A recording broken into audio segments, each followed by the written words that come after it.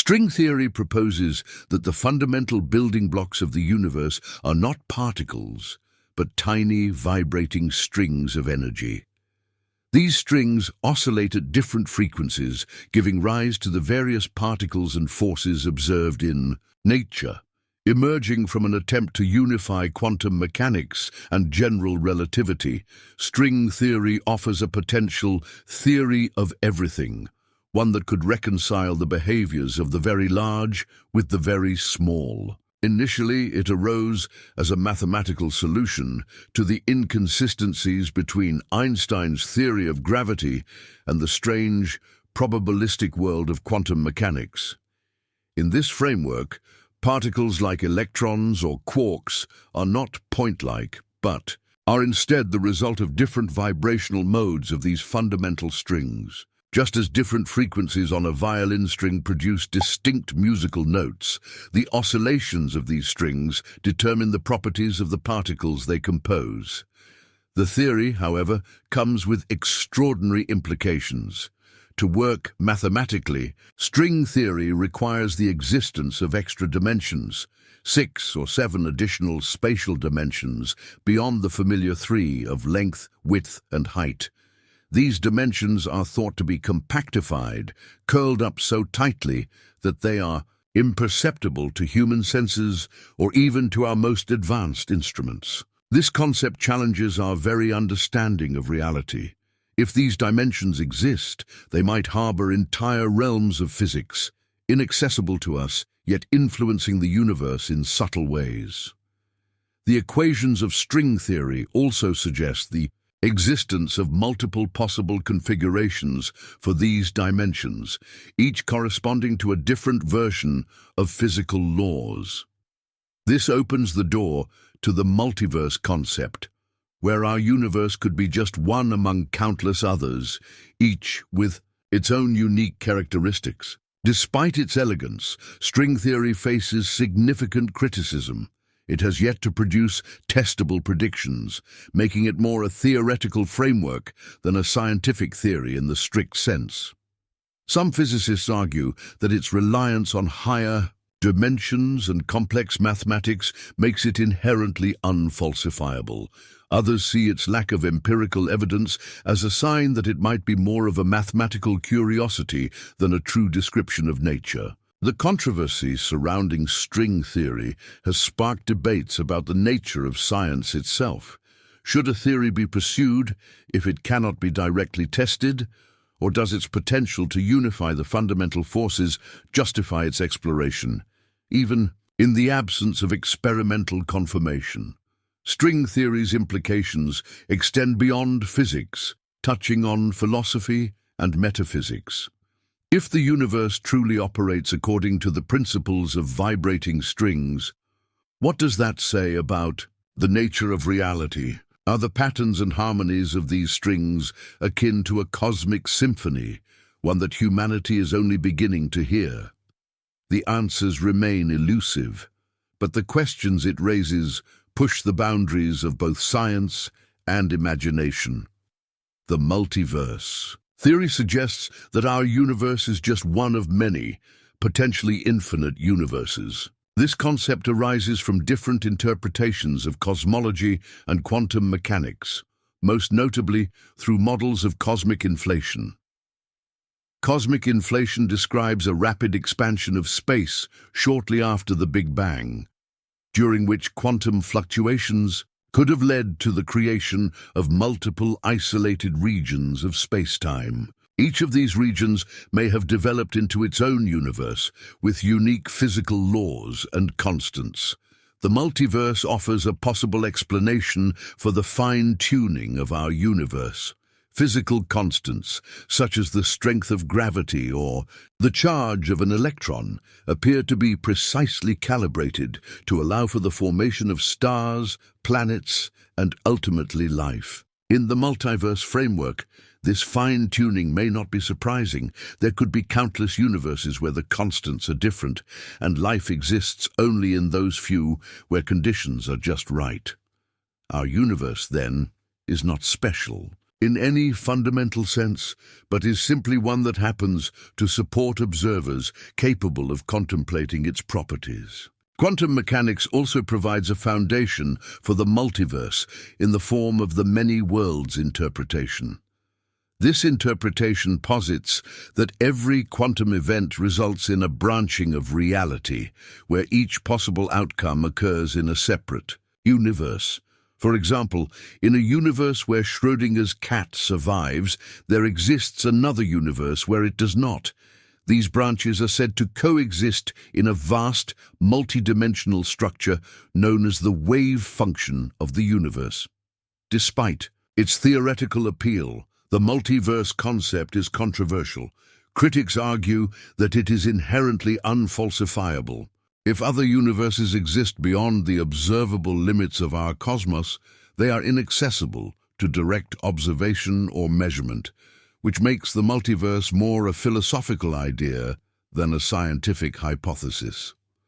Some scientists contend that accepting the multiverse risks undermining the principle of empirical evidence that underpins the scientific method. Proponents counter that the multiverse is not a standalone theory, but a natural consequence of established physics. The equations of inflationary cosmology, string theory, and quantum mechanics all hint at the possibility of multiple universes. While direct evidence may be lacking, indirect support could come from phenomena like the distribution of cosmic microwave background radiation, or the discovery of patterns that suggest interactions with other universes. The implications of the multiverse reach beyond physics into philosophy and existential thought. If there are countless versions of reality, each with its own history and inhabitants, what does that mean for concepts like identity, choice, and morality? Are we unique, or merely one of countless versions of ourselves scattered across an unimaginably vast multiverse? The multiverse also forces a reconsideration of anthropocentrism. In a multiverse, our existence is not the result of a grand design, but a statistical inevitability. The very conditions that allow us to question the nature of reality might be as common or as rare as drops of water in an infinite ocean. While the multiverse remains speculative, it serves as a profound reminder of the limits of human understanding. It challenges us to expand our thinking and confront the possibility that our universe is but a small fragment of a far grander reality. Dark matter and dark energy represent two of the most enigmatic aspects of modern astrophysics, comprising an estimated 95% of the universe's total energy and matter. Despite their profound influence on the cosmos, neither has been directly observed, leaving scientists with tantalizing mysteries that redefine our understanding of existence. Dark matter was first proposed to explain discrepancies in the motion of galaxies. Observations showed that stars on the outskirts of galaxies moved at speeds that defied expectations based on visible matter alone. According to Newtonian physics, these stars should either be flung outward or exhibit slower orbital velocities. Instead, their motion suggested the presence of an unseen gravitational force. This force is attributed to dark matter, a form of matter that neither emits nor interacts with electromagnetic radiation, making it invisible to telescopes. Multiple lines of evidence support the existence of dark matter. Gravitational lensing, where light from distant galaxies bends as it passes massive objects, reveals distortions that cannot be accounted for by visible matter alone. Additionally, the cosmic microwave background radiation, the faint afterglow of the Big Bang, shows patterns consistent with a universe dominated by dark matter.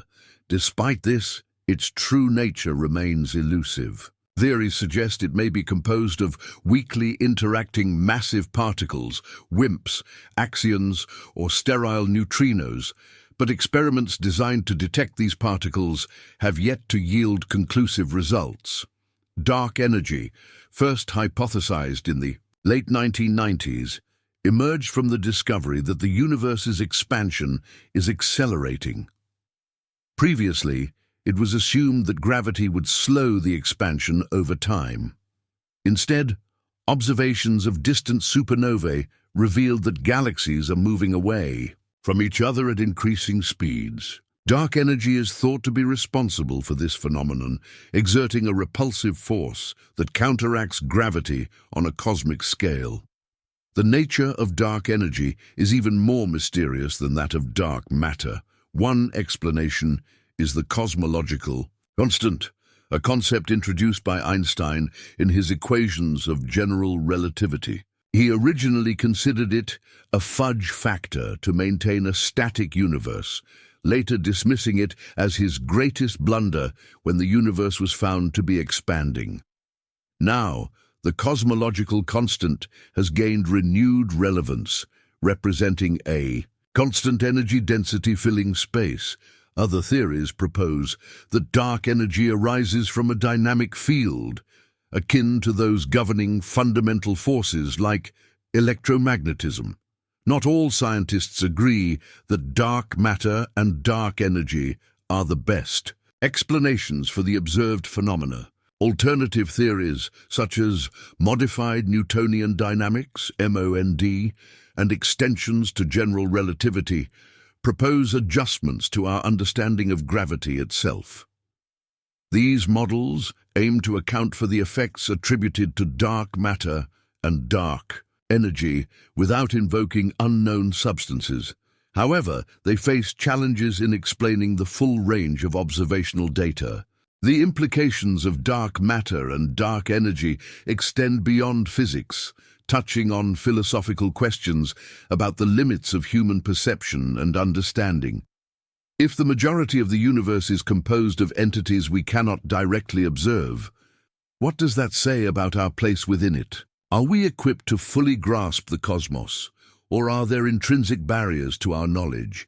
Efforts to unravel these mysteries continue through cutting-edge experiments and observations. Underground detectors and particle accelerators hunt for dark matter particles, while advanced telescopes probe the effects of dark energy on the large-scale structure of the universe. Each new discovery adds a piece to the puzzle, bringing us closer to understanding the unseen forces that shape reality. In the grand scheme, dark matter and dark energy challenge the notion of a universe comprehensible in its entirety. They remind us that even as we illuminate the cosmos, vast domains of mystery remain, urging us to explore further and question deeper. Quantum entanglement is one of the most perplexing phenomena in quantum mechanics, where particles become connected in such a way that the state of one particle instantaneously affects the state of another, regardless of the distance separating them. This phenomenon was first introduced by Albert Einstein, Boris Podolsky, and Nathan Rosen in 1935 through the Einstein-Podolsky-Rosen EPR paradox. They used it to argue that quantum mechanics could not be a complete theory of nature, because it implied instantaneous interactions over any distance, which seemed impossible according to the theory of relativity. Einstein famously referred to this as spooky action at a distance, a term that captures the unsettling nature of quantum entanglement. In entanglement, when two particles are generated in a correlated state, their properties, such as spin, polarization, or momentum, are linked in ways that can't be described by classical physics. If one particle's state is measured, the state of the other is immediately determined, even if the two particles are light years apart. This instantaneous connection seems to defy the speed of light, which is traditionally understood as the ultimate limit for information transfer. However, numerous experiments have confirmed the reality of quantum entanglement. In the 1960s, physicist John Bell developed a theorem, now known as Bell's theorem, which showed that if quantum mechanics is correct, then entangled particles must behave in ways that cannot be explained by local hidden variables, factors, that would determine their behavior independently of any measurement. In the decades that followed, experiments testing Bell's inequalities demonstrated that the predictions of quantum mechanics held true, reinforcing the idea that entanglement is not just theoretical, but an observable feature of nature. The implications of quantum entanglement extend far beyond just particles and atoms. It has sparked the development of quantum computing, quantum cryptography, and quantum teleportation. Quantum computers exploit entanglement to perform calculations that would be practically impossible for classical computers. Entangled photons can be used in secure communication methods, ensuring that any attempt to eavesdrop on a quantum channel would disrupt the entanglement, alerting the parties involved. Even more fascinating is the idea of quantum teleportation, where information about the quantum state of a particle can be transferred to another particle, regardless of distance. Though this does not involve the transportation of matter, it holds enormous potential for future technologies. However, despite its success in the laboratory, quantum entanglement still raises profound questions about the nature of reality. One of the most intriguing debates revolves around the concept of locality. In classical physics, the principle of locality holds that objects are only influenced by their immediate surroundings and not by events that happen far away. Quantum entanglement seems to violate this principle, suggesting that particles can communicate faster than light, instantly sharing information across vast distances. This has led some to propose the idea of non-locality, where the fabric of reality itself may not be as bound by space and time as we traditionally believe. Another issue is the measurement problem. When we observe an entangled particle, its wave function collapses, meaning it adopts a definite state, and the particle's properties are no longer uncertain. But this collapse does not happen smoothly. It appears to occur instantly, which is a concept at odds with the gradual unfolding of events in the macroscopic world. Some interpretations of quantum mechanics, such as the Copenhagen interpretation, suggest that the act of measurement itself creates reality. Other interpretations, like the many worlds theory, suggest that all possible outcomes of an entangled state exist in parallel universes, with each possibility branching into its own reality. As entanglement continues to challenge the boundaries of human understanding, it forces us to reconsider what we know about the nature of information, space, and time. Could reality itself be interconnected in ways that defy our everyday experience? Is the universe, at its most fundamental level, a vast web of relationships rather than isolated, independent objects? Quantum entanglement invites us to think beyond the classical models of cause and effect and glimpse a universe that behaves in ways far stranger than we can imagine. The mysterious and paradoxical nature of quantum entanglement leaves us with more questions than answers. Yet in exploring the unknowable, we inch closer to understanding the underlying unity of the universe, a place where even distance cannot keep two particles from being forever linked. The anthropic principle suggests that the universe appears to be finely tuned for the existence of life, because if it weren't, we wouldn't be here to observe it. This idea has its roots in the cosmological observation that the constants of nature, such as the force of gravity, the strength of electromagnetism, and the mass of elementary particles, seem to be precisely set within narrow ranges that allow for the formation of stars, planets, and life. It raises an intriguing and often controversial question. Is the universe's structure a product of some inherent design, or is it simply the result of a universe where we happen to exist? The anthropic principle was first articulated by physicists Brandon Carter and John Barrow in the 1970s, and it was introduced as a way to explain the peculiar fine-tuning of the universe. For example, if the strength of gravity were just slightly stronger, stars would burn up much faster, leaving no time for complex life to evolve. Conversely, if gravity were weaker, stars might not even form, and galaxies would never come into existence. Similarly, if the charge of the electron were slightly different, atoms would not bond in a way that forms the complex chemistry necessary for life. The anthropic principle holds that the fact we find ourselves in such a finely tuned universe is not a coincidence, but rather a necessity for our existence. However, the anthropic principle has sparked debate. Critics argue that it is a tautology, meaning it offers no real explanation and merely restates the obvious. Life exists because the universe is the way it is, and the universe is the way it is because life exists to observe it. They contend that this principle doesn't deepen our understanding of why the universe is fine-tuned in the first place. Instead, it might simply reflect a limited anthropocentric viewpoint. After all, life forms on Earth, shaped by its particular conditions, are hardly the only possible outcomes in the universe. In this sense, it is seen as a byproduct of our existence rather than a true explanation. One argument that challenges the anthropic principle comes from the realm of multiverse theory. According to this concept, there could be a vast number of different universes, each with its own set of physical laws. Some might support life, while others would be hostile to it. The anthropic principle in this case would be a selection bias. Our universe must be one of the many that allows for life, but we only observe it because we exist here. This perspective is further supported by the theory of cosmic inflation, which suggests that the early universe underwent rapid exponential expansion, leading to the formation of pocket universes, each with different physical constants. In a multiverse scenario, the existence of life in at least one of those universes seems statistically inevitable.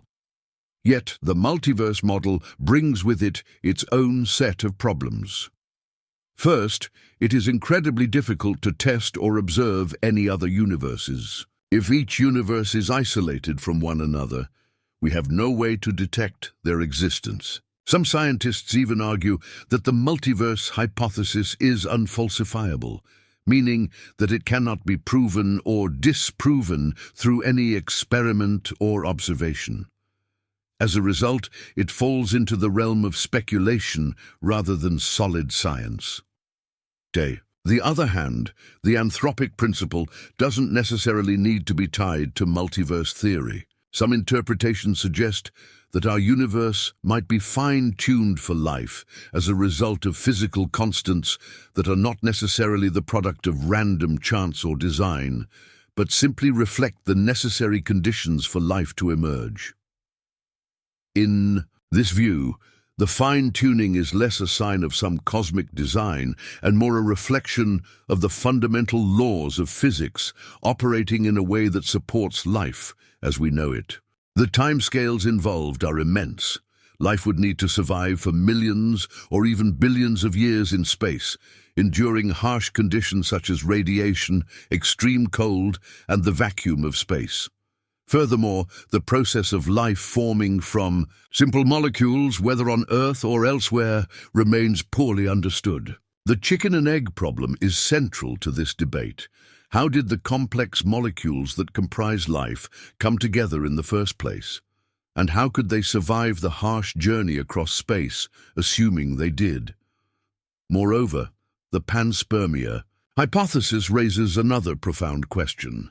If life did indeed originate elsewhere in the universe, where did it come from? The theory pushes the problem of life's origins further back, but it doesn't necessarily provide a final answer. If life began on one planet and traveled to another, then the question of how life began in the first place remains unresolved. In this sense, panspermia may offer an elegant solution to the where of life, but not necessarily to the how.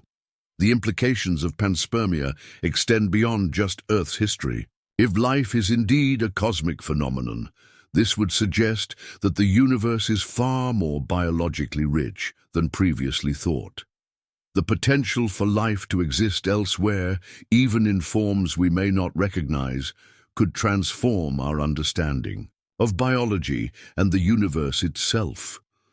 A universe where life exists on multiple planets, perhaps in entirely different forms, could have profound implications for our understanding of evolution, intelligence, and the role of life in the cosmos. Furthermore, panspermia is tied to the ongoing search for extraterrestrial life, especially in the search for microbial life on Mars and the moons of Jupiter and Saturn.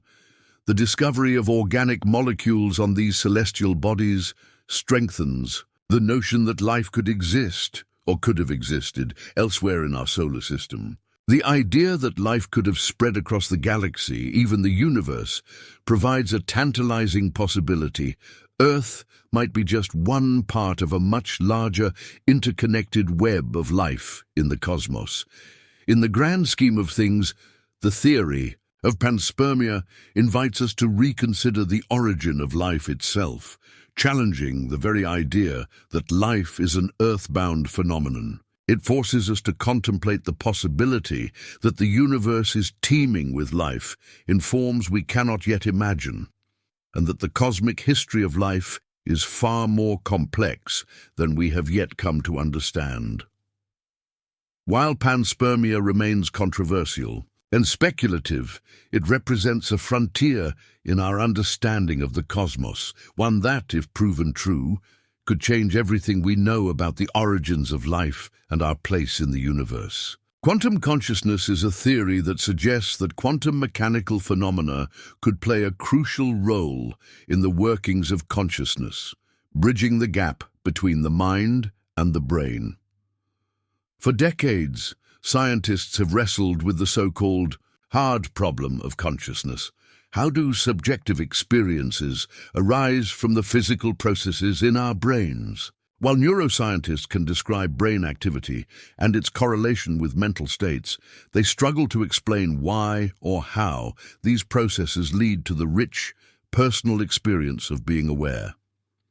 The theory of quantum consciousness proposes that phenomena at the quantum level, where particles behave in ways that defy classical physics, may hold the key to understanding consciousness itself. At the heart of this theory is the idea that the brain is not merely a classical system governed by the predictable rules of traditional physics, but rather that it may involve quantum processes that allow for more complex and emergent behaviors. The most prominent proponent of this theory is physicist Roger Penrose, who, along with anesthesiologist Stuart Hameroff, developed the Orchestrated Objective Reduction, ORC-OR model.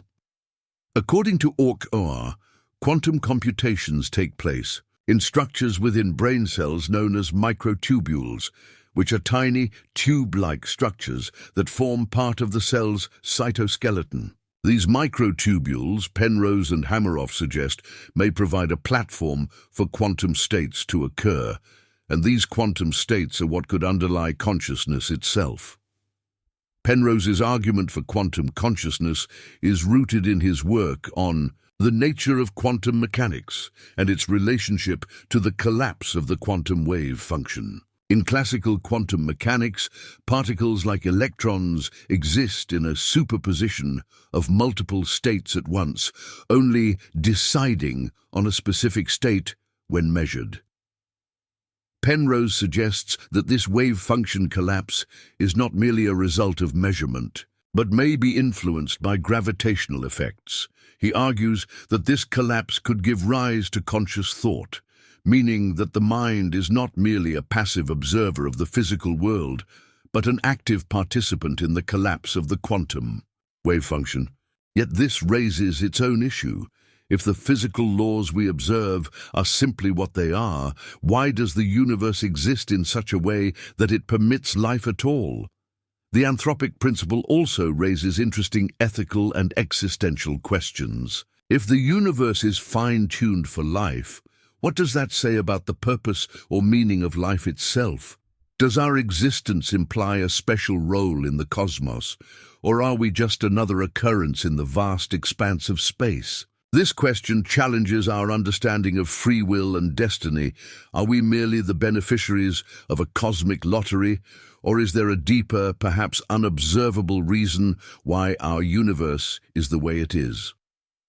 At the same time, the anthropic principle forces us to confront the possibility of a universe where life does not exist, or at least life as we understand it. Are the conditions of the universe uniquely tuned to support beings like us, or could other forms of life, different in fundamental ways from our own, exist under vastly different circumstances? Perhaps, in a multiverse of infinite possibilities, we are merely one small fraction of a much broader cosmic landscape. The anthropic principle, while compelling in some respects, remains highly controversial and deeply philosophical. It encourages reflection on the nature of existence itself. Is the universe a mere accident of physics, or is there some hidden logic to the way it has developed? Can we ever truly understand the larger cosmic picture, or are we doomed to explore only the boundaries of what is observable and accessible? As we look to the stars and beyond, we are left with more questions than answers, pondering our place in a universe that at times seems just as mysterious as it is magnificent. The theory of panspermia suggests that life on Earth may not have originated here at all. Instead, it proposes that microorganisms, or the chemical precursors of life, arrived from space, possibly carried on comets, asteroids, or through cosmic dust. This idea challenges the traditional view of life, emerging from primordial soup, potentially changing how we think about the origins of life and its potential ubiquity across the universe. The basic premise of panspermia is relatively simple. Life, in some form, might have been distributed throughout the cosmos long before our planet formed, and Earth's environment simply became hospitable to it. Though it may sound like science fiction, panspermia has deep roots in scientific thought, particularly in the work of renowned scientists like Sir Fred Hoyle and Chandra Wickramasinghe. Hoyle, an astronomer and mathematician, and Wickramasinghe, a biologist, suggested that not only might life have come from space, but life itself could be widespread throughout the cosmos, hitching rides across the universe. Hoyle even proposed that the complex organic molecules found in comets could serve as seeds for life. While Hoyle's theory has not gained universal acceptance, the idea of cosmic panspermia continues to be a provocative topic in scientific circles. One of the most compelling pieces of evidence supporting panspermia comes from the discovery of complex organic molecules in space. Molecules such as amino acids, the building blocks of life, have been found on comets, in interstellar dust, clouds, and even on meteorites. In fact, amino acids have been detected on the Murchison meteorite, which fell to Earth in 1969, further fueling speculation about the potential for life to have traveled across space. These organic compounds are known to form in space environments, suggesting that the raw materials necessary for life are not unique to Earth. While these discoveries do not directly support the idea that life on Earth originated from space, they do open the door to the possibility that the chemical precursors to life could be abundant in the universe. This is important because it shifts the focus from life originating exclusively on Earth to the idea that the ingredients for life are widespread across space, creating the conditions for life to emerge anywhere with the right circumstances. Another consideration is the resilience of microorganisms. Certain extremophiles, microbes that can survive extreme conditions, have been found to thrive in environments previously thought to be inhospitable, such as deep-sea hydrothermal vents, acidic lakes, and even frozen tundras. In laboratory, Experiments. Scientists have shown that some bacteria can survive exposure to the vacuum and radiation of space, making the idea of life surviving in space far more plausible. The survival of these organisms in such harsh conditions hints at the potential for microorganisms to endure the rigors of interplanetary travel. However, while the theory of panspermia is fascinating, it faces significant challenges. For one, the distances between stars and galaxies are vast, making the likelihood of life traveling from one solar system to another appear highly improbable. This idea posits that consciousness itself is not a product of classical computation, but emerges from quantum processes, potentially offering a new way of understanding how we experience reality. However, the concept of quantum consciousness faces several significant challenges. First and foremost, quantum effects are typically observed at extremely small scales, on the level of individual particles. In the warm, wet environment of the brain, it is difficult to see how delicate quantum states could be sustained long enough to have any practical effect. Quantum phenomena like superposition and entanglement are notoriously fragile and tend to decohere when exposed to the outside world, meaning they lose their quantum properties. Some researchers argue that the brain's environment, with its constant thermal fluctuations and noise, would make it impossible for quantum states to remain intact long enough to influence consciousness. Another major issue is the lack of direct evidence for quantum effects in the brain. While Penrose and Hameroff's OR model is mathematically intriguing, it remains speculative. Despite extensive research, no experimental evidence has definitively shown that quantum phenomena occur in the brain on the scale necessary to influence conscious thought. Critics argue that invoking quantum mechanics as an explanation for consciousness might be unnecessary and premature, given the many other theories of consciousness that rely on classical neurobiology and cognitive science. Nonetheless, the theory of quantum consciousness continues to capture the imagination of both scientists and the public. It suggests a radically different view of the mind, one in which consciousness is not merely the byproduct of brain activity, but a fundamental property of the universe, rooted in the deepest levels of reality. This idea hints at the possibility that consciousness might be something that transcends the brain, perhaps even connecting all conscious beings in ways we do not yet understand.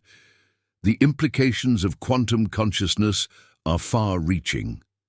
If it were proven to be true, it could challenge our understanding of reality itself. The idea that consciousness is connected to quantum phenomena could blur the line between the mind and the physical world, suggesting that consciousness is a more fundamental aspect of the universe than we currently realize. It might also imply that the human mind is capable of interacting with the fabric of the universe in ways that classical science has not yet discovered. Quantum consciousness also brings up philosophical questions about the nature of reality and free will. If consciousness is a quantum phenomenon, does this mean that our thoughts and decisions are also governed by the strange laws of quantum mechanics? Could this suggest that our minds are not merely passive receivers of information, but active participants in shaping the universe? This would open up new avenues of exploration in the debate over determinism versus free will. On a practical level, quantum consciousness could potentially have applications in fields such as artificial intelligence and quantum computing. If quantum mechanics plays a fundamental role in consciousness, then understanding how quantum systems give rise to mental states could lead to advances in creating machines with true intelligence, or even to breakthroughs in understanding the connection between mind and matter. Researchers in these fields are already exploring how quantum computing could be applied to neural networks, with the hope that quantum effects might allow for the creation of machines with far more sophisticated processing power than anything that is currently possible. In conclusion, the theory of quantum consciousness is one of the most speculative and controversial ideas in modern science. While it offers an intriguing and novel perspective on the nature of mind, it also faces significant scientific and philosophical hurdles. If proven, it could radically change our understanding of both the mind and the universe itself, suggesting that consciousness is not just an emergent property of the brain, but a fundamental aspect of reality. Until then, however, quantum consciousness remains a fascinating idea, one that challenges the boundaries of science and our understanding of existence. The holographic universe theory is a mind-bending concept that suggests our entire 3D reality might be nothing more than a projection, a vast, intricate hologram constructed from information encoded on a two-dimensional surface. This theory, which originated from the world of black holes and theoretical physics, proposes that everything we perceive, including ourselves and the universe around us, may be a shadow or illusion arising from deeper, hidden dimensions. At its core, the holographic universe theory stems from the strange and paradoxical nature of black holes, which are regions of space where gravity is so intense that not even light can escape. The origins of the holographic principle can be traced back to the work of physicists such as Gerard de 't Hooft and Leonard Susskind in the 1990s. Their research began with a consideration of the thermodynamics of black holes. In the early 1970s, physicist Jacob Bekenstein discovered that black holes have entropy, a measure of disorder or information content. The entropy of a black hole is proportional not to its volume, but to its surface area. This finding suggested that the information contained within a black hole was somehow encoded on its surface, rather than within its three-dimensional interior. Building on Bekenstein's idea, 't Hooft and Susskind developed the holographic principle, which posits that all the information required to describe the universe can be encoded on a two-dimensional surface, similar to the way a hologram encodes three-dimensional information on a flat surface. According to this principle, the universe we experience in 3 dimensions is essentially an illusion, a projection of information encoded on a distant, two-dimensional boundary that we cannot directly perceive. This concept is particularly striking because it challenges our fundamental understanding of space and reality, which we have always assumed to be intrinsically three-dimensional. The holographic principle is not just a theoretical curiosity, but has far-reaching implications for our understanding of the universe.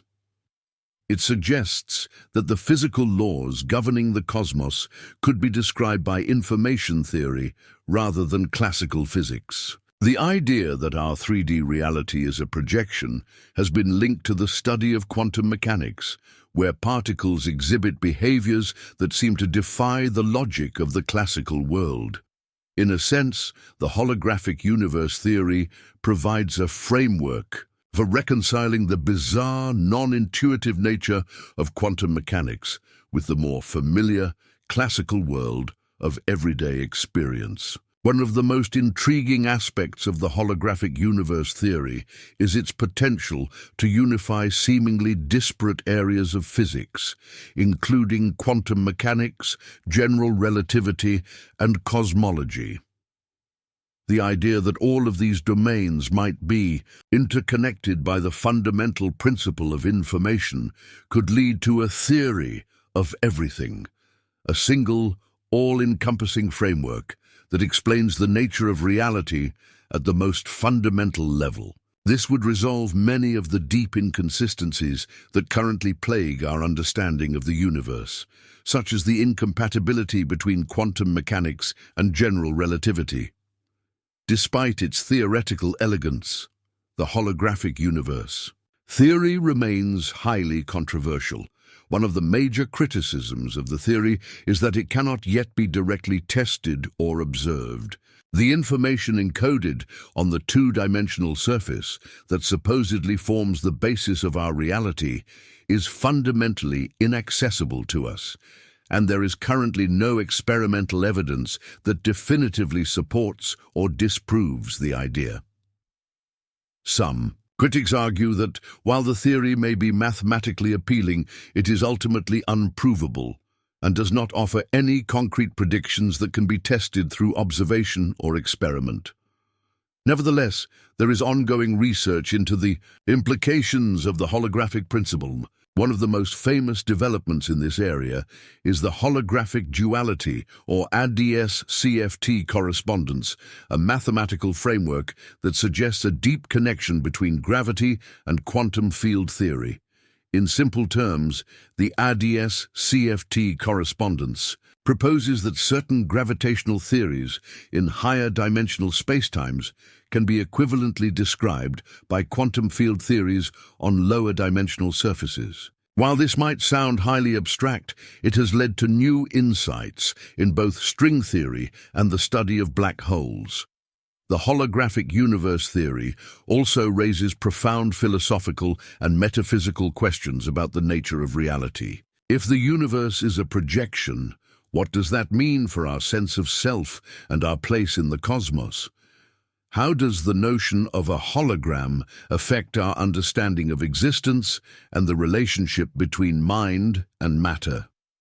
Some have even speculated that the holographic principle could offer an explanation for paranormal phenomena, such as the feeling of déjà vu, out-of-body experiences, or other unexplainable events. If reality is indeed an illusion or projection, could it mean that the boundaries of space and time are more fluid than we realize, and that consciousness itself plays a role in shaping the world around us?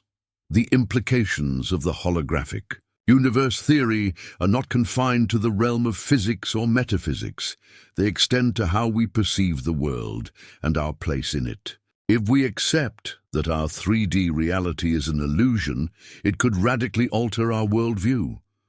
We might come to see ourselves as part of a vast, interconnected network of information, with the potential to interact with and influence the deeper, underlying reality. This could lead to new ways of thinking about the mind-body connection, consciousness, and the role of observation in shaping the world around us.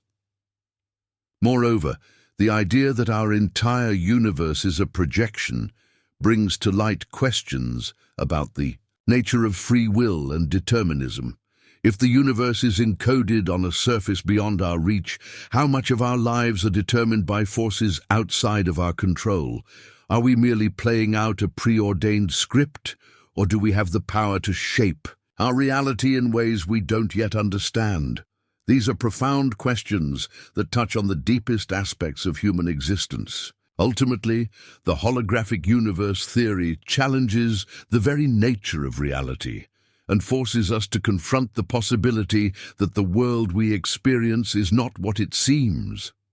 It invites us to reconsider our assumptions about the nature of space, time, and consciousness, and suggests that the true nature of the universe may be far stranger and more complex than we can imagine.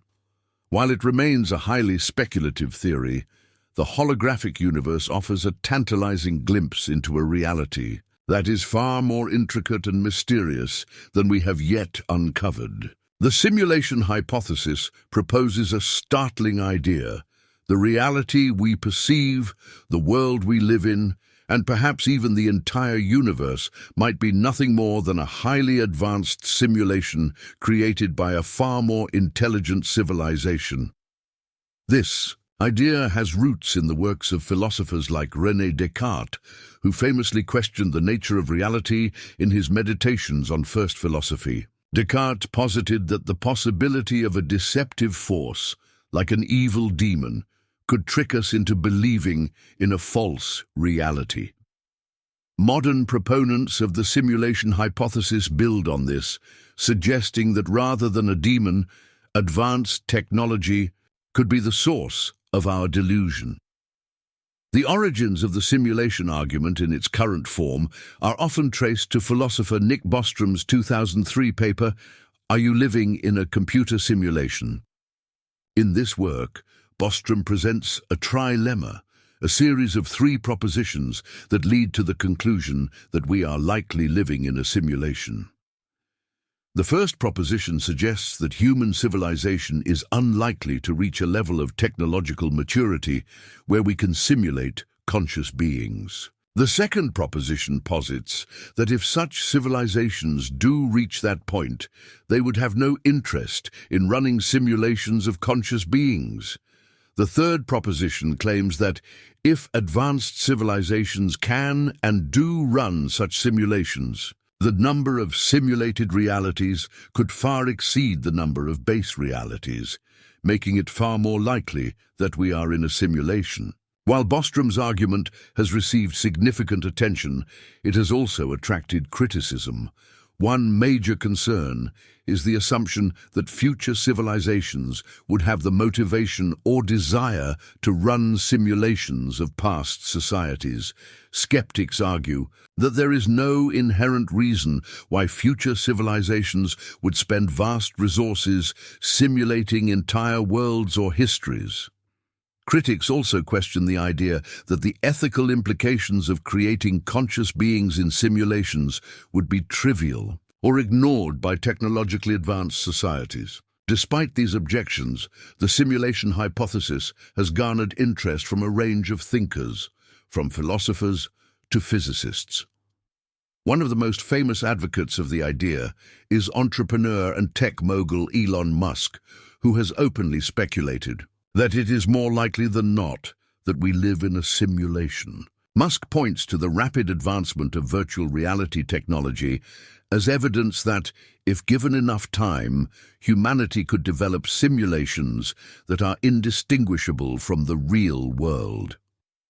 As technology continues to advance, the boundary between the virtual and the real becomes increasingly blurry, leading some to suggest that it may only be a matter of time before we can create simulations so convincing that their inhabitants would be unaware of their artificial nature.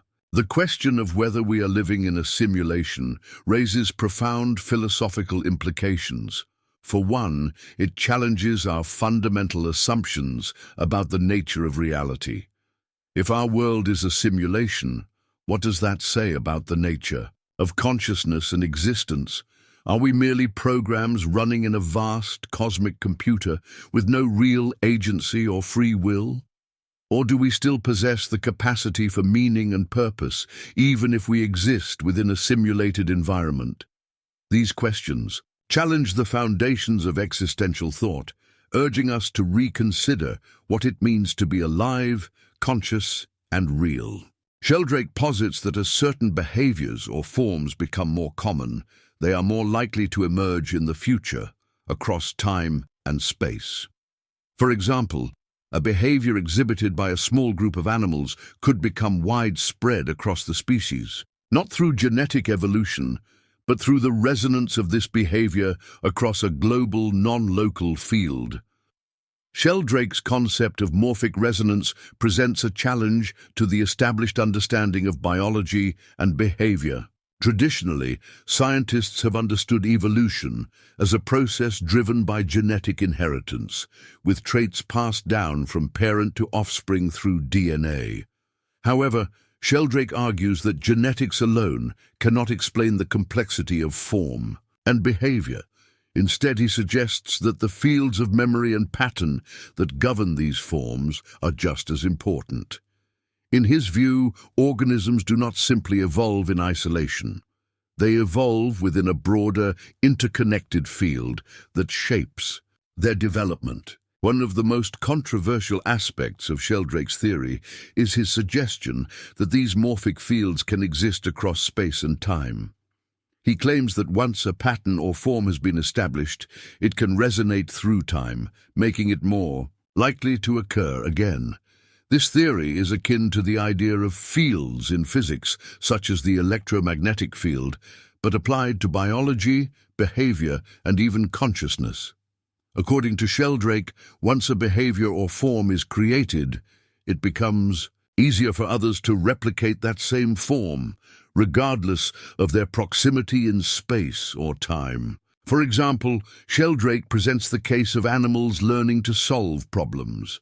In one experiment, he found that rats in one location seemed to learn a new maze faster once rats in another part of the world had learned it. This finding led Sheldrake to argue that the faster learning was not due to a genetic change, but because the form of the behavior, learning the maze, had become embedded in a morphic field. Over time, this collective memory, or morphic resonance, became more accessible to other rats, allowing them to learn the maze more easily. Critics of Sheldrake's theory argue that there is no empirical evidence to support the existence of morphic fields. They argue that Sheldrake's findings are often anecdotal, and that any patterns that emerge in animal behavior are more likely the result of observable, evolutionary processes, such as genetic adaptation or social learning. Furthermore, many scientists point out that Sheldrake's theories lack the rigorous experimental controls typically found in mainstream scientific research. The absence of direct evidence for morphic fields has led many in the scientific community to dismiss Sheldrake's ideas as pseudoscientific.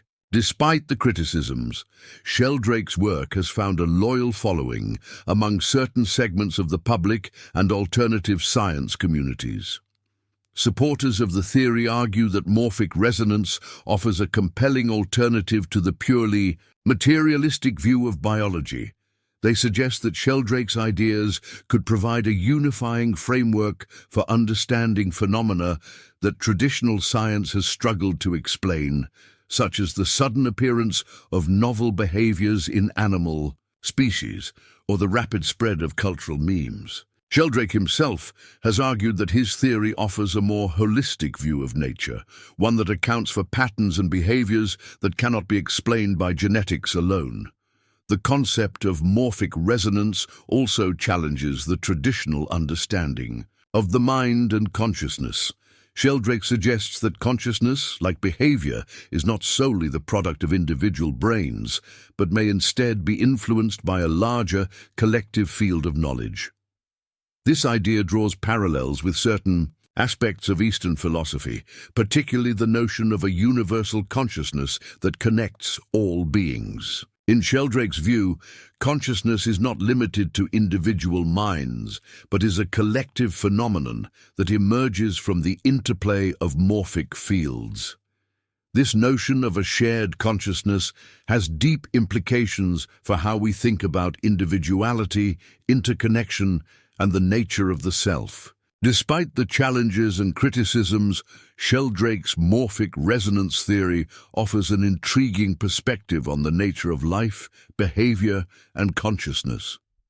By proposing that patterns and behaviors are not just the result of genetic inheritance or individual experience, Sheldrake invites us to consider a deeper, more interconnected view of the world. His ideas push us to think about the nature of memory, learning, and evolution in new ways, asking whether there is more to life than can be explained by conventional biology.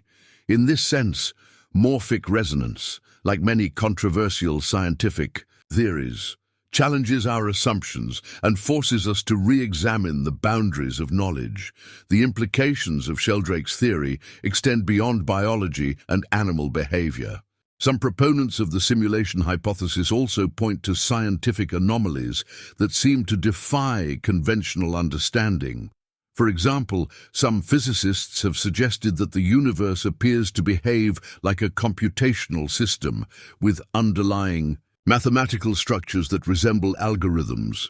In this view, the laws of physics themselves might be understood as a kind of software that governs the simulation we experience. Others have pointed to strange phenomena, such as the apparent fine-tuning of the constants of nature, as evidence that the universe was deliberately constructed.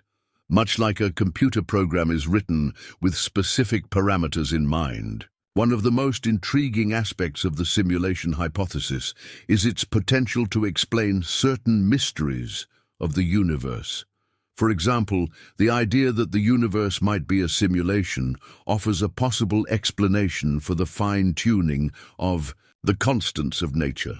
In a simulated reality, the parameters of the simulation could be adjusted by the creators, ensuring that the universe operates in a way that allows for life. This could offer a solution to the so-called fine-tuning problem, which asks why the physical constants of the universe seem to be perfectly calibrated to support life. The possibility that our universe was designed or simulated to allow life would sidestep the need for a multiverse or other explanations that rely on chance. The notion that we might live in a simulation also leads to questions about the role of observers in shaping reality. In quantum mechanics, the observer effect suggests that the act of measurement can influence the state of a system. Some have drawn parallels between this concept and the idea of a simulated universe, where reality is rendered only when it is observed, much like how a computer program generates scenes or objects only when they are needed. In this sense, consciousness itself might be a key element in the simulation, an observer that brings the world into existence. Despite the growing interest in the simulation hypothesis, there are still significant hurdles to overcome before it can be taken seriously as a scientific theory. One of the primary challenges is that the hypothesis is difficult, if not impossible, to test. Unlike other scientific theories, which can be tested through experiments or observations, the idea of living in a simulation is inherently unprovable. If we are inside a simulation, there may be no way for us to detect it, as all of our observations would be part of the simulated environment. This raises the question of whether the simulation hypothesis is a truly scientific theory or merely a philosophical thought experiment. Nevertheless, the simulation hypothesis continues to spark debate and inspire new ideas in both philosophy and science. Some scientists argue that while the hypothesis may not be testable at present, it could still have value as a way of thinking about the nature of reality.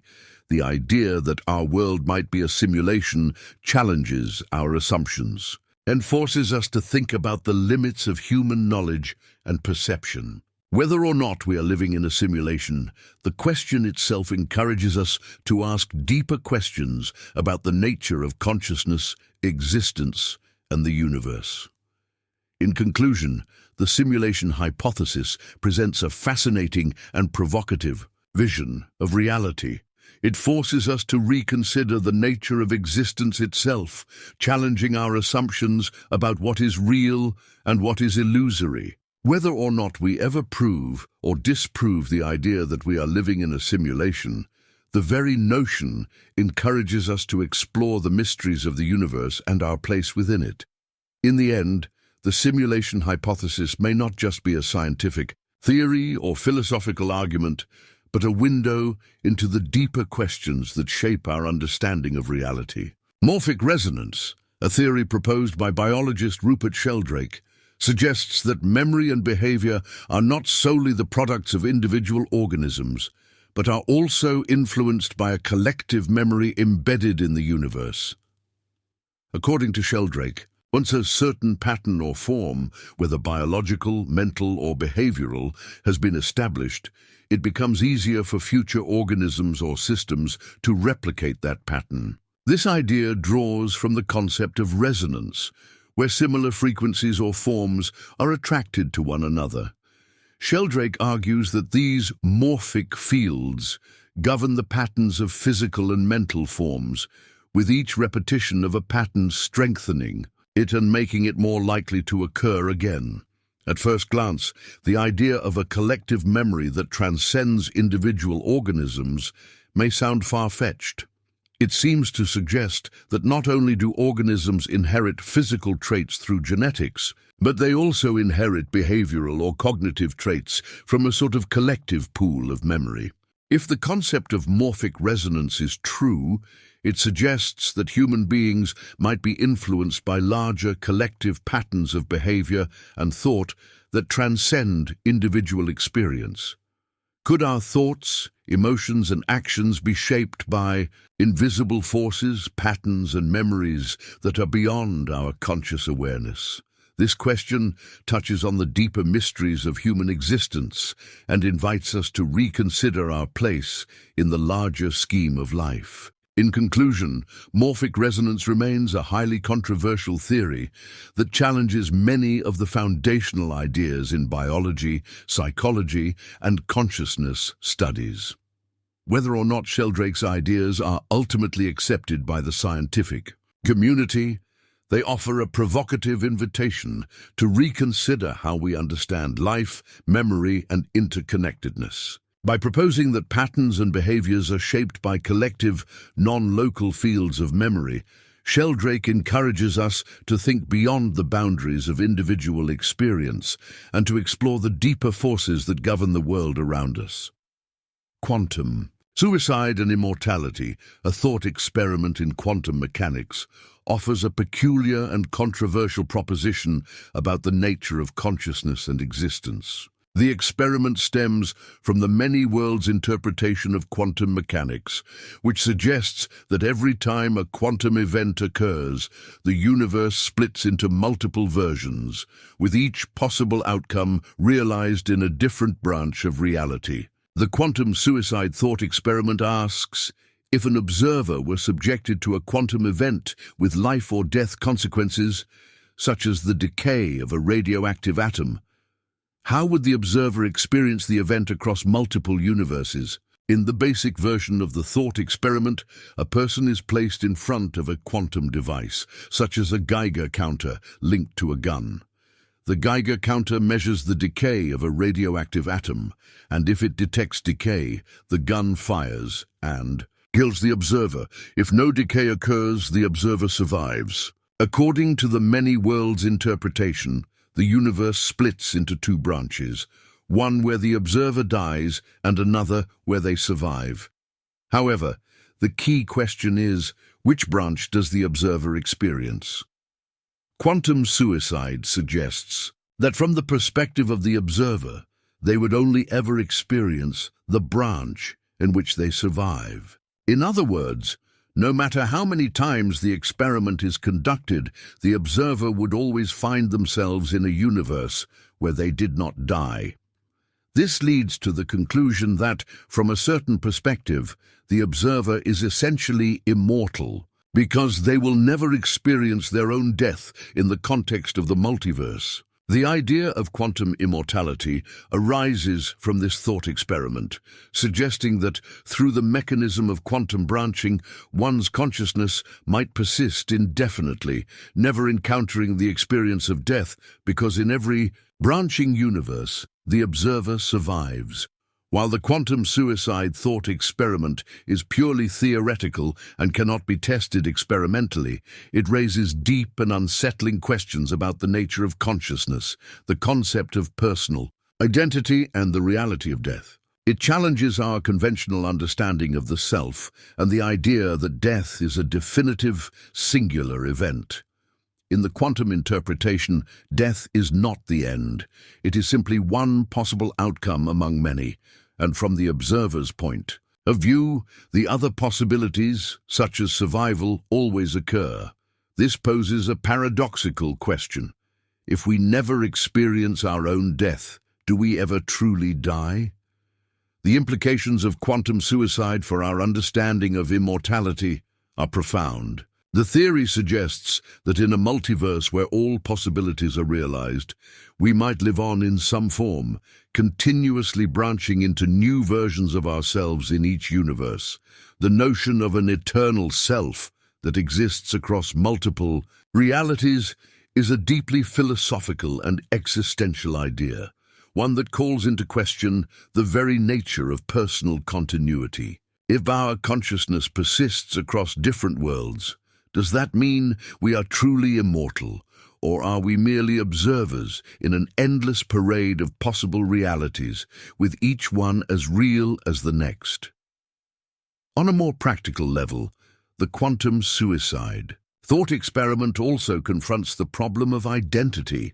If consciousness is, as the many worlds interpretation suggests, split across multiple universes, how can we maintain a coherent sense of self? The version of me that survives in one universe might have different experiences and choices from the me that dies in another universe. Yet both versions of me are, in some sense, the same. This raises a troubling question. What defines the real me? Is it the version of myself that survives, or the one that dies, or is it some combination of all possible versions of me? This leads to another paradox inherent in the quantum suicide thought experiment, the problem of observation.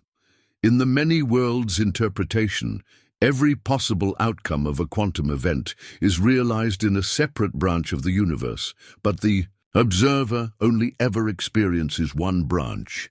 If this is the case, does the observer's perception of reality shape the very structure of the universe? Does consciousness have the power to determine the outcome of quantum events, or is it simply a passive observer of an already determined multiverse?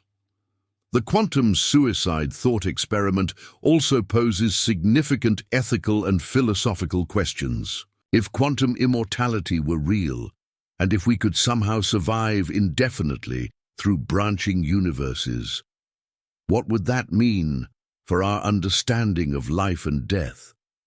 Would immortality be a gift or a curse? Would the endless repetition of survival without the possibility of death render life meaningless? Could the persistence of consciousness across countless realities lead to a kind of existential fatigue, where the observer experiences an unending cycle of survival without true resolution or purpose? This idea also touches on the problem of free will. If every possible outcome of a quantum event is realized, and if we experience only the outcomes in which we survive, does this imply that our choices are predetermined by the branching of the universe? Are we simply passive observers, living out the consequences of quantum fluctuations, or do we have the power to make meaningful decisions that affect the course of our lives? Ultimately, quantum suicide and immortality challenge the conventional understanding of death and personal identity. The idea that consciousness could persist indefinitely across multiple realities forces us to reconsider what it means to be alive, to be conscious, and to experience the passage of time. It invites us to confront the possibility that death may not be as final or as singular as we have traditionally believed, and that in the vast multiverse we might live on in ways we cannot yet fully comprehend. In conclusion, while the thought experiment of quantum suicide remains purely speculative and unprovable by current scientific methods, it serves as a fascinating exploration of the nature of existence, consciousness, and immortality. It raises difficult questions about the limits of personal identity, the role of observation in shaping reality, and the very nature of life and death. In a multiverse where all possibilities are realized, the line between life and death becomes blurred, and the idea of immortality takes on a new and unsettling form. This thought experiment invites us to imagine a universe where consciousness never truly ends, where death is not an absolute finality, and where survival becomes an ever-present possibility across all realities. The Gaia hypothesis presents a radical idea that Earth's biosphere functions as a single, self-regulating organism. Proposed by James Lovelock in the 1970s, this hypothesis posits that life on Earth and the planet's environment are intricately interconnected in ways that promote conditions conducive to life. The idea is that the Earth's physical and chemical processes, such as the composition of the atmosphere, the regulation of temperature, and the cycling of nutrients, are shaped and regulated by the living organisms inhabiting the planet. These organisms, in turn, maintain conditions that are suitable for life to continue. Lovelock's model presents Earth as an integrated, dynamic system that works to sustain itself, much like the homeostasis mechanisms of living organisms. At its core, the Gaia hypothesis challenges traditional views of Earth as a passive backdrop for life, instead proposing that life itself plays an active role in shaping the planet's environment. For instance, plants release oxygen into the atmosphere, bacteria cycle nitrogen in the soil, and oceans regulate temperature and moisture. Each of these processes, according to the Gaia hypothesis, is not merely a result of life interacting with its environment, but part of a larger, coordinated effort to sustain and maintain life. In this view, the Earth itself behaves like a living organism, with various life forms serving as components of a larger biological system. One of the central questions that the Gaia hypothesis raises is whether this self-regulation is truly intentional, or if it is simply a result of evolutionary processes. In its original form, the Gaia hypothesis implied a kind of intentionality, suggesting that life forms on Earth work together to maintain conditions that are favorable for life. However, this idea has been met with significant criticism, particularly from those who argue that the processes described by the hypothesis are more likely to be the result of natural selection and chance rather than conscious intention. Critics also point out that the Gaia hypothesis struggles to explain how life could self-regulate in a way that is consistently beneficial over long periods of time.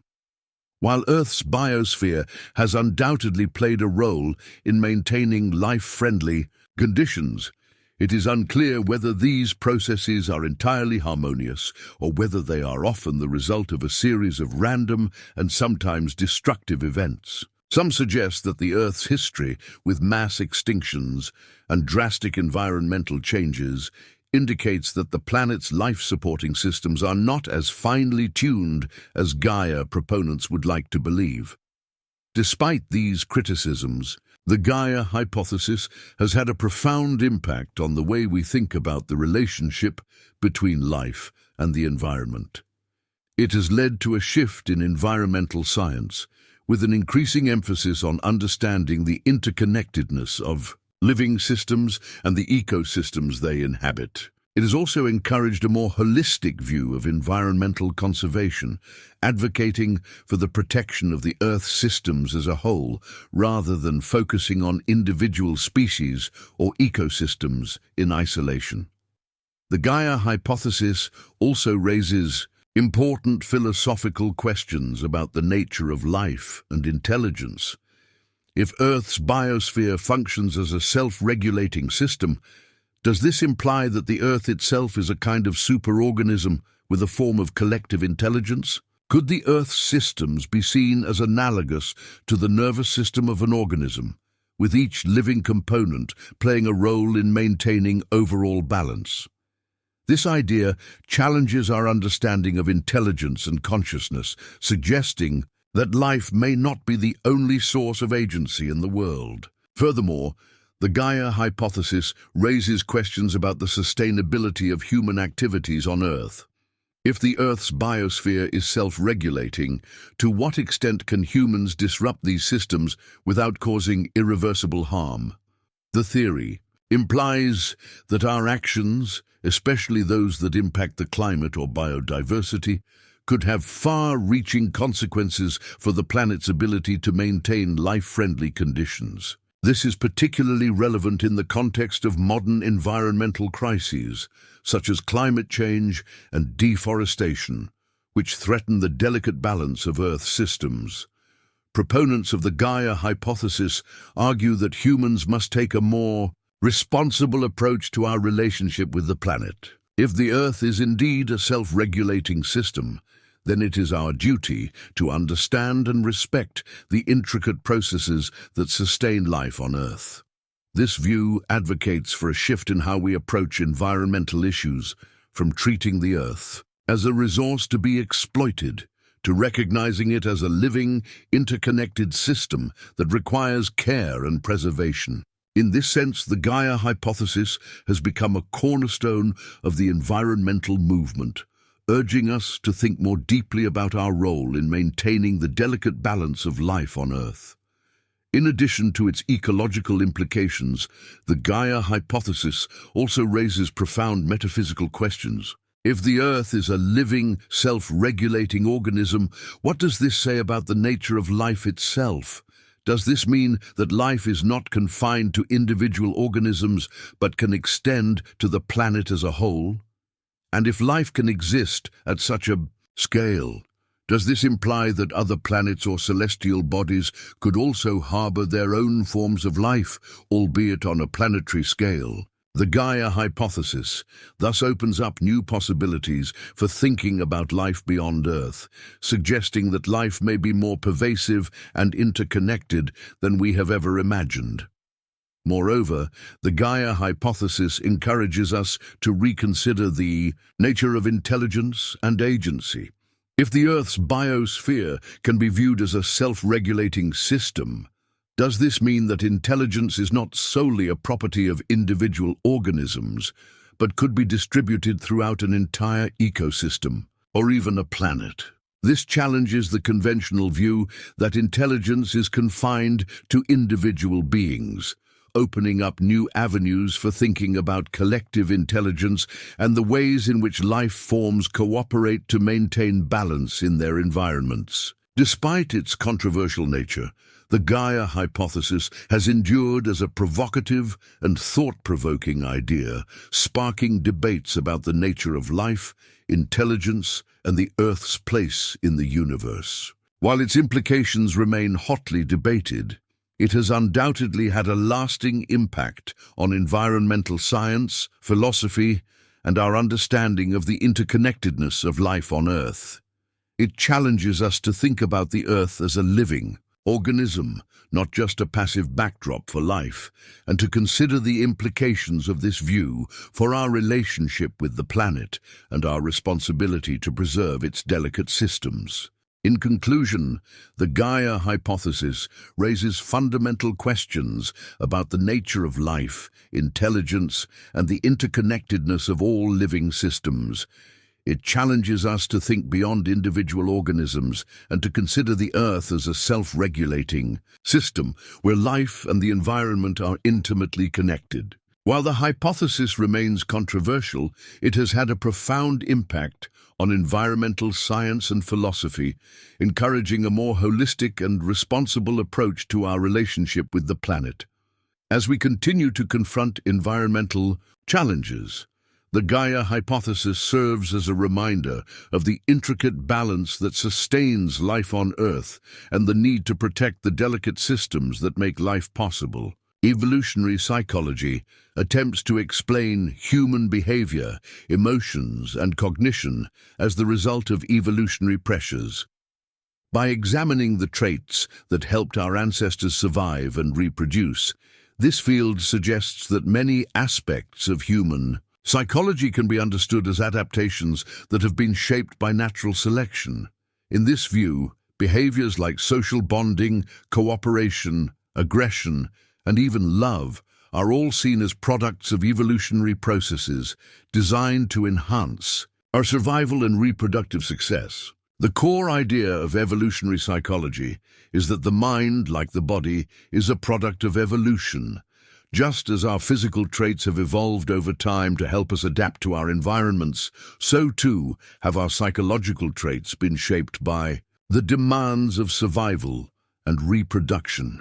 This approach is often likened to viewing the human mind as a collection of specialized tools, each designed to address specific challenges that our ancestors faced in their environment. One of the key concepts in evolutionary psychology is that our brains were not designed for the modern world, but for the environments in which our early ancestors lived. For much of human history, our ancestors lived in small, tight-knit groups, in environments that posed immediate threats from predators, competition, and scarcity. As a result, the human mind evolved to deal with these challenges by forming social bonds, cooperating with others, and solving problems related to survival. While the world has changed dramatically since those early days, evolutionary psychology argues that the basic mechanisms of the human mind remain largely the same. For example, evolutionary psychologists suggest that our fear of snakes and spiders, despite living in modern societies where these dangers are minimal, is an inherited trait from our ancestors who needed to avoid dangerous creatures in their natural environment. Similarly, our capacity for empathy, love, and social bonding may be seen as evolutionary adaptations that promote cooperation and the formation of strong social ties, which were critical for survival in ancestral environments. Another central idea in evolutionary psychology is the concept of sexual selection. This theory, proposed by Charles Darwin, suggests that certain traits evolve not because they directly enhance survival, but because they make individuals more attractive to potential mates. These traits may be physical, such as brightly colored feathers in birds, or behavioral, such as the ability to sing or dance. In humans, evolutionary psychologists suggest that traits like intelligence, physical attractiveness, and even a sense of humor may have evolved as signals of genetic fitness, making individuals more likely to attract mates and pass on their genes. While evolutionary psychology has gained popularity, it has also faced significant criticism. One of the most common critiques is that many of its hypotheses are difficult, if not impossible, to test. Evolutionary psychologists often rely on reasoning about what may have been advantageous for our ancestors in the past, but these claims are speculative and can be hard to verify through empirical research. The human mind, after all, is not a simple collection of evolutionary adaptations. It is influenced by culture, environment, and personal experience, factors that are not easily accounted for in evolutionary theories. Critics also argue that evolutionary psychology often relies on the just-so story problem, in which researchers come up with plausible but untestable explanations for certain behaviors. For instance, some evolutionary psychologists have suggested that male aggression and territoriality are the result of ancient survival pressures, while female nurturing behaviors are the result of maternal instincts. However, critics argue that these explanations may be overly simplistic and ignore the complex role of social, cultural, and environmental factors in shaping behavior. Furthermore, some scholars contend that evolutionary psychology often oversimplifies human behavior, reducing it to a set of deterministic traits that are shaped solely by our evolutionary past. The notion is that just as particles can exist in multiple states simultaneously or be entangled across vast distances, the energy fields of the body can also be influenced by subtle quantum interactions, which could lead to healing at a distance or on a cellular level. One of the most well-known proponents of quantum healing is Deepak Chopra, who has popularized the concept through books and lectures. Chopra suggests that quantum healing can occur by focusing on the mind's ability to influence the body at the quantum level. According to his view, thoughts, intentions, and emotions can influence the body's energy fields in a way that promotes health. He draws upon the principles of quantum mechanics, such as non-locality and entanglement, to suggest that these concepts could explain how healing might occur beyond the ordinary limits of space and time. Critics of quantum healing, however, argue that this application of quantum theory is a misrepresentation of the science. Quantum mechanics operates at a scale that is vastly different from the scale of human health and biology. The behaviors of subatomic particles, such as wave-particle duality and quantum entanglement, are well-documented phenomena within the realm of physics, but their relevance to biological systems is questionable. While quantum effects have been observed in certain biological processes, such as photosynthesis and the navigation of birds using Earth's magnetic fields, these phenomena are highly specialized and do not easily translate to the level of complex human health. Furthermore, quantum healing often lacks the rigorous scientific testing and empirical evidence that characterizes accepted medical practices. While there are anecdotal reports of individuals experiencing improvements in health following quantum healing treatments, these outcomes are often difficult to replicate and may be attributed to placebo effects, personal beliefs, or other psychological factors. The placebo effect, in which individuals experience real improvements in their health after receiving a treatment they believe will work, is a powerful phenomenon that can complicate the evaluation of alternative therapies like quantum healing. Additionally, there are concerns that the popularity of quantum healing could be dangerous. If individuals choose to rely on unproven quantum healing methods instead of seeking conventional medical treatment, they may be at risk of foregoing evidence-based interventions that could be life-saving.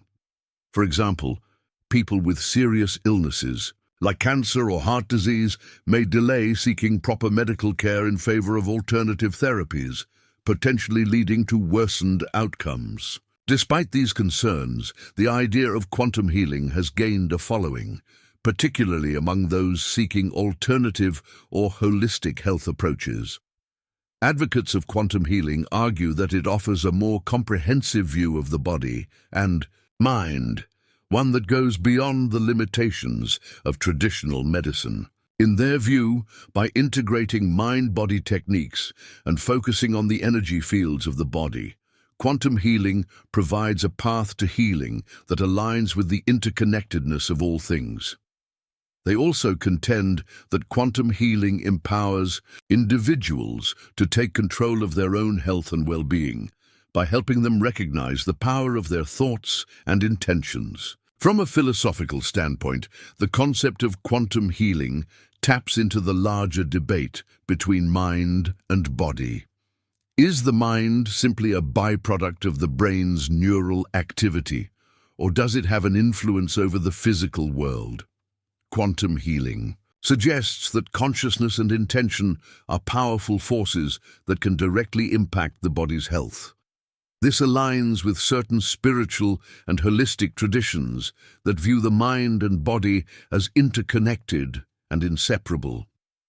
In this view, illness is not just a physical condition, but a reflection of imbalances in the mind, emotions, or energy fields. By healing the mind, advocates believe, one can also heal the body. The debate over quantum healing also brings up important questions about the nature of science and evidence. Can scientific principles like quantum mechanics be applied to complex, real-world phenomena like health and healing? While quantum physics has revolutionized our understanding of the universe at the microscopic level, the leap to applying these principles to macroscopic, everyday experiences is a significant one. This raises a fundamental question about the limits of science. Are there aspects of human experience that are beyond the reach of current scientific understanding? Or is quantum healing simply an unscientific and unfounded belief system? Despite the skepticism surrounding quantum healing, the idea has persisted and continues to gain traction in some circles. Its allure lies in the promise of a deeper, more holistic understanding of health, one that transcends the limitations of conventional medicine.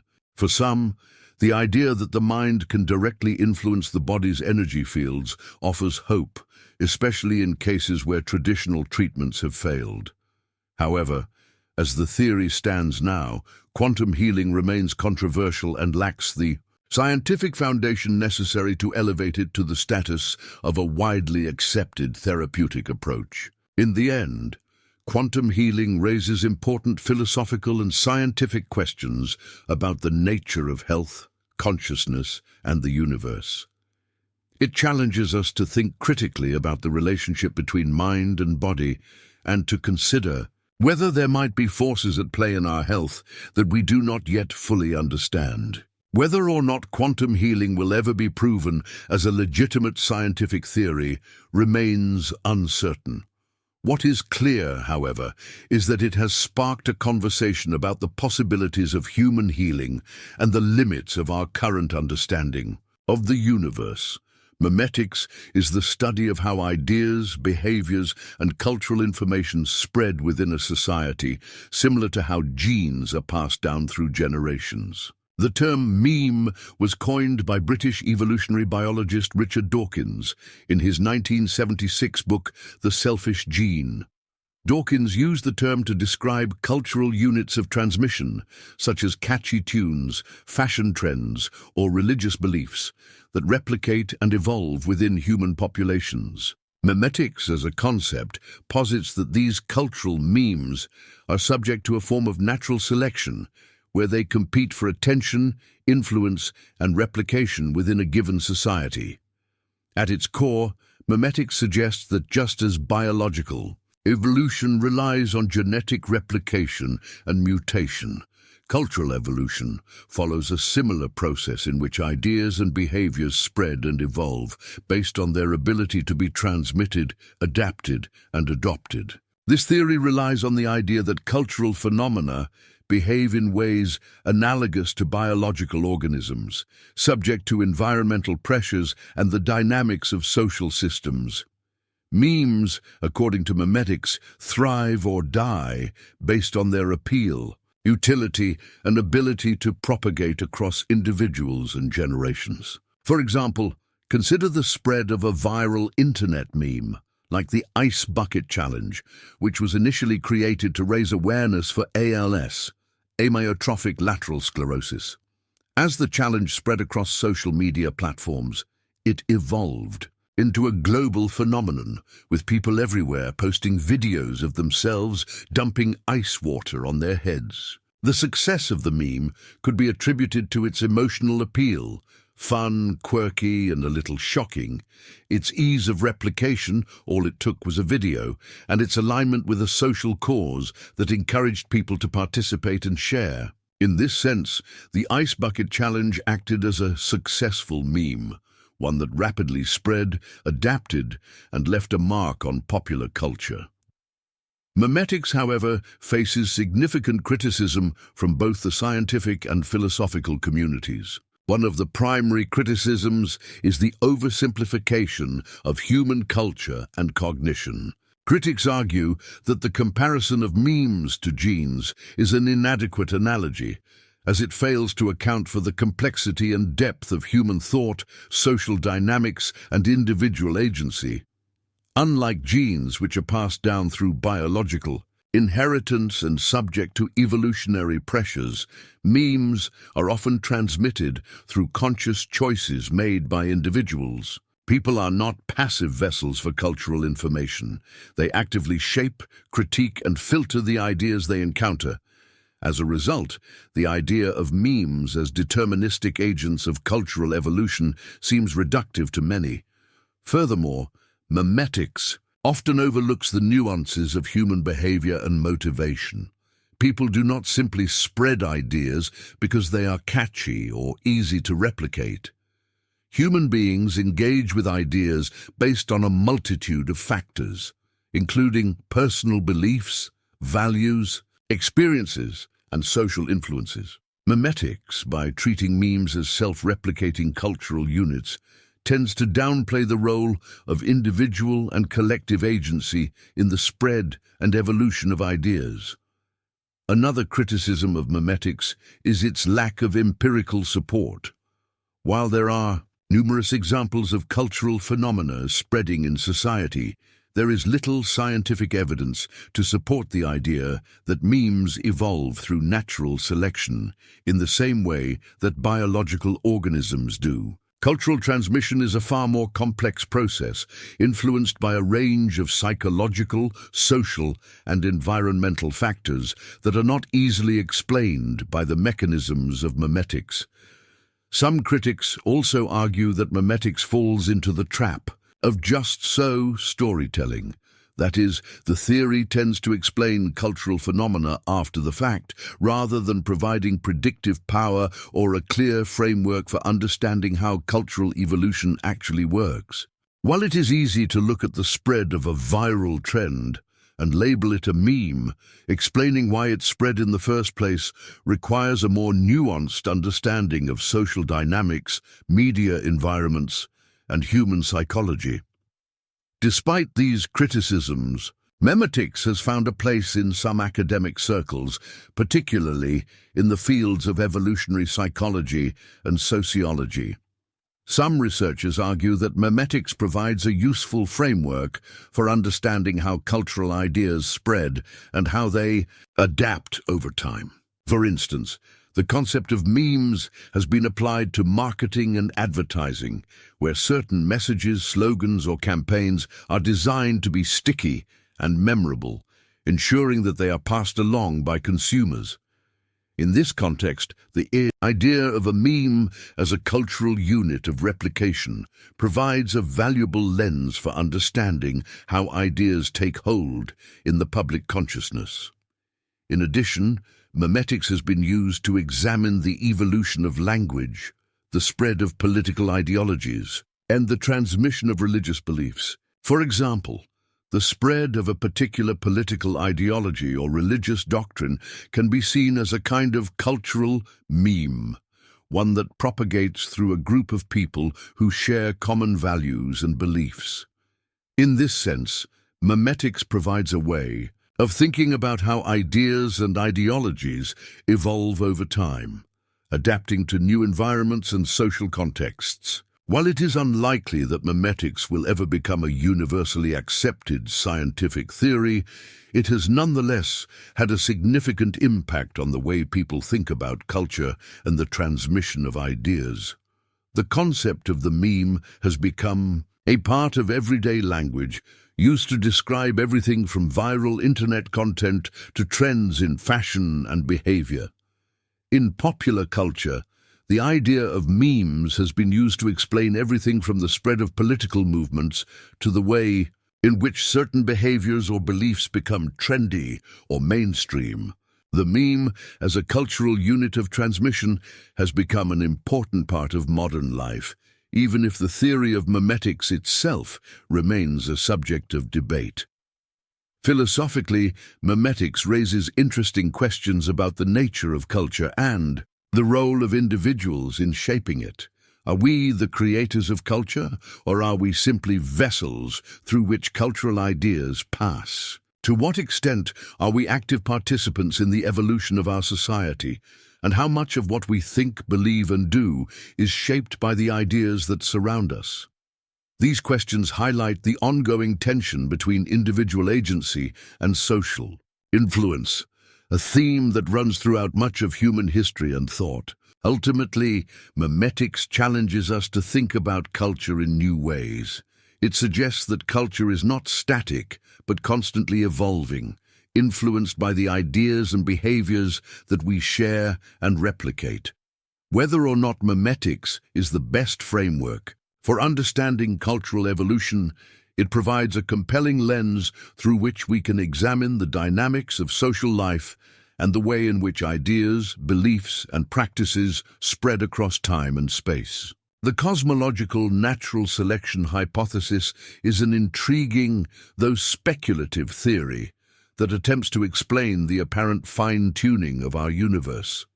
This theory suggests that the constants and laws of physics, which seem to be precisely calibrated to allow for the existence of life, could be the result of a form of natural selection applied to the birth of universes themselves. According to this hypothesis, black holes might act as a sort of reproductive mechanism in the universe, generating new universes with slightly altered laws of physics. These new universes would then have the potential to evolve in different ways, with the ones that are most conducive to life being the ones that survive and replicate. The basic idea behind cosmological natural selection is that, just as biological organisms evolve through a process of natural selection, universes may go through a similar process. Black holes, according to the theory, are not just cosmic objects that form when massive stars collapse. They are instead viewed as gateways or seeds that give birth to new universes. When a black hole forms, it might create a new universe with its own set of physical laws. Over time, some of these universes could develop in ways that support the emergence of life, while others might not. The universes that produce life would then reproduce by creating new black holes, passing on their life-supporting characteristics to the next generation of universes. This idea is, of course, highly controversial. One of the primary challenges to cosmological natural selection is that it is, at least for now, untestable. It posits the existence of other universes, which we currently have no direct way of observing or interacting with. This makes the theory inherently speculative and outside the realm of empirical science. Additionally, the idea that black holes could give birth to new universes raises questions about the nature of black holes themselves. What exactly happens at the singularity inside a black hole, and how could it lead to the creation of an entirely new universe? These are questions that remain unanswered, and many physicists are skeptical that black holes could function in this way. Another issue with cosmological natural selection is the assumption that the laws of physics are fine-tuned for life in the first place. While it is true that the constants of nature are remarkably well suited to the emergence of life, some argue that this apparent fine-tuning could simply be a result of the limited perspective of human observers. Perhaps if the laws of physics were different, life as we know it would not exist, but other forms of life or forms of complexity could emerge under different conditions.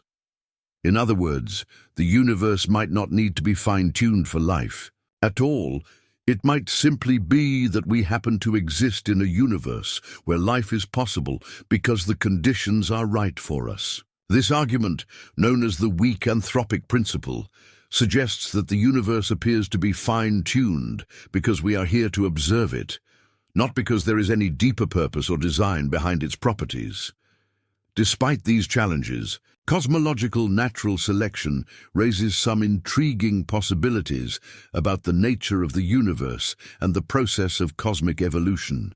If universes could indeed reproduce through black holes, this would suggest that the universe is not a static, one-time creation, but part of an ongoing process of cosmic birth and death. The laws of physics under this framework could be seen not as fixed and immutable, but as evolving through a process of cosmic competition.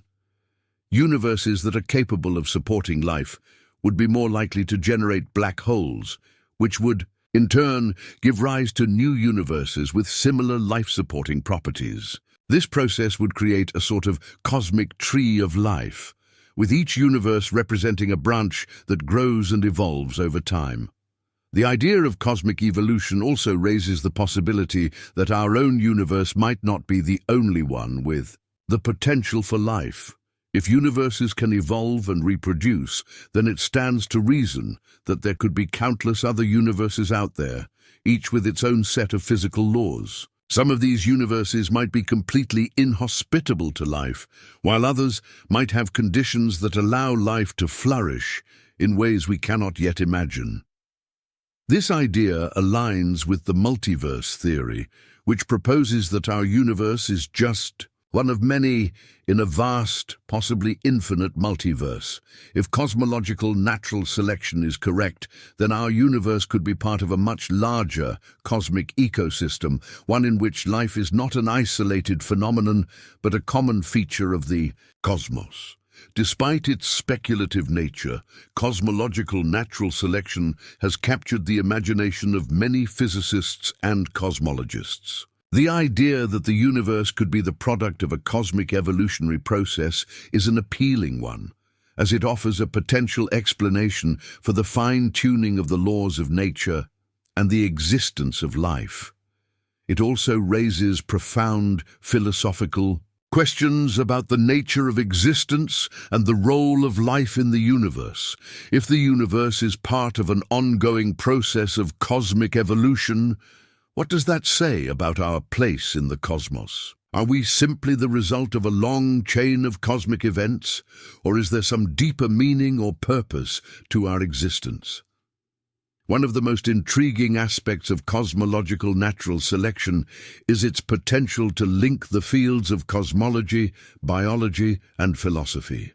By applying the principles of natural selection to the universe itself, this theory offers a new way of thinking about the origins and evolution of the cosmos. It suggests that the universe is not a static, unchanging entity, but a dynamic, evolving system that is shaped by the forces of natural selection. This could have profound implications for our understanding of the universe and our place within it. Ultimately, while cosmological natural selection is a highly speculative theory, it raises important questions about the nature of the universe and the possibility of life beyond our own world. The idea that universes could reproduce through black holes opens up exciting new avenues of exploration for cosmologists and physicists, and it challenges us to think about the cosmos in new and imaginative ways. Whether or not this theory turns out to be correct, it offers a compelling glimpse into the potential for a universe that is much more complex and interconnected than we might have previously imagined. The concept of Boltzmann brains challenges our understanding of probability and the nature of existence itself. This thought experiment, named after the physicist Ludwig Boltzmann, suggests that it might be more likely for a conscious entity to spontaneously form from random fluctuations than for our entire universe to have emerged in a manner that supports conscious beings. This paradox lies at the intersection of cosmology, philosophy, and probability theory, and it raises profound questions about the reliability of our observations and the nature of our reality. To understand the Boltzmann brain hypothesis, it is essential to first grasp the concept of entropy and the laws of thermodynamics. According to the second law of thermodynamics, the entropy of a closed system will tend to increase over time, meaning that systems naturally evolve toward a state of disorder. However, given the vastness and complexity of the universe, it is theoretically possible for localized fluctuations in entropy to occur, leading to the temporary formation of highly ordered structures or events. These fluctuations are more likely to happen in a larger, more chaotic system, such as the universe itself.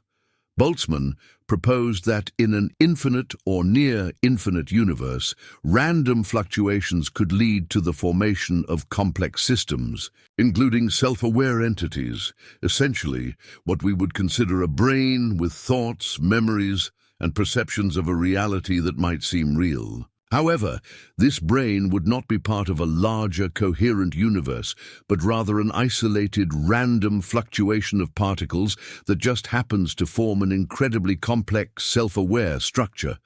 The brain would briefly exist, perhaps for only a moment, before the random fluctuations dissipate, and it would experience a fleeting, illusory perception of reality, perhaps even with false memories of a life that never truly happened. In this scenario, the Boltzmann brain is a result of entropy and randomness, rather than the product of an orderly evolutionary process.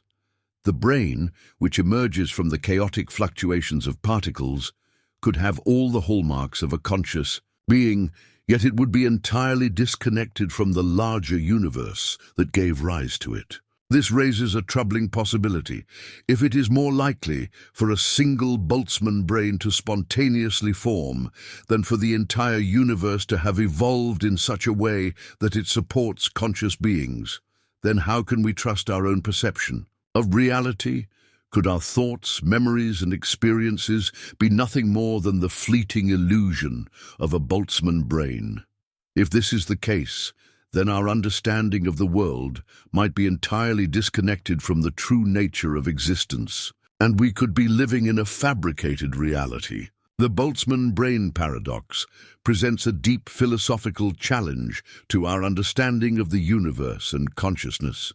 It forces us to confront the possibility that what we perceive as reality might be nothing more than a statistical anomaly, a random fluctuation in the laws of physics that creates the illusion of a stable, predictable world. If Boltzmann brains are more likely to form than entire universes, then the vast majority of conscious beings in the universe could be nothing more than these isolated, self-aware entities with no real connection to the external world. This raises the question, why do we exist in a universe that seems so ordered and structured rather than as isolated, disembodied brains? Critics of the Boltzmann brain hypothesis argue that it represents an extreme and unhelpful conclusion drawn from the principles of probability. They suggest that while the idea of a random fluctuation leading to a conscious being is theoretically possible, it is highly unlikely in practice, given the specific conditions required for such a brain to emerge. Moreover, proponents of standard cosmology might argue that the laws of physics and the processes that govern the universe are not simply a result of random fluctuations, but are the result of a much more ordered and systematic evolution.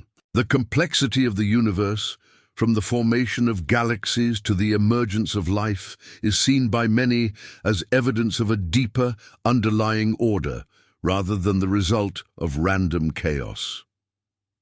One possible way to address the Boltzmann brain paradox is to consider the scale of the universe and the timescales involved. The universe is vast, with a history that spans billions of years, and it may be that, over long periods of time, the probabilities of random fluctuations are balanced out by the large-scale structure of the universe. In other words, while it may be possible for a Boltzmann brain to emerge in a highly chaotic, isolated environment, the sheer scale and complexity of the universe as a whole would make the likelihood of such an occurrence extremely rare. Another potential solution is to argue that the formation of Boltzmann brains is simply a misapplication of probabilistic reasoning. While it may be statistically plausible for a self-aware brain to form from random fluctuations, this does not necessarily mean that such events are actually likely to happen in practice. The principles of thermodynamics and statistical mechanics are well understood in the context of macroscopic systems, but when applied to the vastness of the universe, the probabilities become highly speculative. It may be that the emergence of conscious beings in an ordered universe, with a well-defined set of physical laws, is not only more probable, but also more consistent with our understanding of the universe's evolution. Ultimately, the Boltzmann brain paradox challenges us to think critically about the nature of consciousness, perception, and reality. It forces us to question whether our experience of the world is truly representative of the universe, or if it is simply the result of a fleeting, random fluctuation. If Boltzmann brains are indeed more likely to form than entire universes, then the nature of existence itself might be far stranger and more elusive than we can imagine. The implications of this paradox are vast and profound, and they offer an unsettling but fascinating glimpse into the potential limitations of our understanding of the cosmos. In conclusion, the Boltzmann brain paradox serves as a powerful reminder of the complexity and mystery of the universe. It raises difficult questions about the nature of consciousness, the reliability of our observations, and the true nature of reality. While it may seem abstract and distant, the Boltzmann brain forces us to confront the very foundations of our understanding of the world and our place within it. The more we contemplate this paradox, the more we realize that the universe is not as simple as it may seem, and that our perception of reality may be far more fragile and uncertain than we can possibly comprehend. Quantum Darwinism is a controversial theory in the field of quantum mechanics that attempts to explain how the classical world of everyday experience emerges from the strange, counterintuitive world of quantum mechanics. At the heart of the theory is the idea that the process of natural selection, familiar from biology, can be applied to quantum states. Just as certain traits or genes are more likely to be passed down through generations in the biological world, in the quantum world, certain quantum states are more likely to persist and become the classical reality we observe. This theory seeks to bridge the gap between the probabilistic, indeterminate nature of quantum mechanics and the deterministic, predictable nature of classical physics. Quantum mechanics, the theory that describes the behavior of particles at the smallest scales, is known for its peculiarities. Particles can exist in multiple states simultaneously, known as superposition, and their behavior seems to be influenced by observation or measurement in ways that defy classical logic. However, when we look at the macroscopic world, the one we interact with every day, the effects of quantum mechanics seem to vanish. Objects behave as if they are in definite states, and we experience a deterministic, predictable reality. This disconnect between the microscopic and macroscopic worlds is often referred to as the measurement problem in quantum mechanics, and it has been a central topic of debate for decades. Quantum Darwinism, first proposed by physicist Wojciech Zurek in the early 2000s, offers an intriguing potential solution to this problem. According to the theory, the transition from the quantum world to the classical world is driven by a process of quantum selection, in which certain quantum states are selected for survival and proliferation, much like how certain traits are selected in biological evolution. In this analogy, the fitness of a quantum state is determined by how well it interacts with its environment, particularly through the process of decoherence, which occurs when a quantum system interacts with its surroundings in such a way that the system's superposition of states collapses into a single, definite state. Decoherence is a well-established phenomenon in quantum mechanics. It explains why, when a quantum system interacts with its environment, the system appears to behave classically. The quantum superposition of states collapses into a single, definite outcome, and the system becomes effectively classical. However, this process alone does not explain why certain outcomes are observed more frequently than others. This is where quantum Darwinism comes in. According to the theory, the quantum states that are most fit for survival, those that interact with the environment in a way that maximizes their visibility or accessibility to other systems, are more likely to be observed in the classical world. In essence, these states are selected by the environment, much like how certain traits are selected by natural selection in biological evolution. One of the key insights of quantum Darwinism is that the classical world we experience is not the result of any single observation or measurement, but is instead the result of the amplification of certain quantum states through interactions with the environment. In this sense, the classical reality we perceive is not an inherent property of the universe, but a product of the quantum selection process. The theory suggests that the classical world is an emergent phenomenon, arising from the collective behavior of many quantum systems interacting with their environment over time. The implications of quantum Darwinism are far-reaching. If the theory is correct, it would suggest that the classical world we experience is not a fundamental aspect of reality, but rather a byproduct of the quantum processes that govern the universe. This would represent a major shift in our understanding of the relationship between the quantum and classical worlds.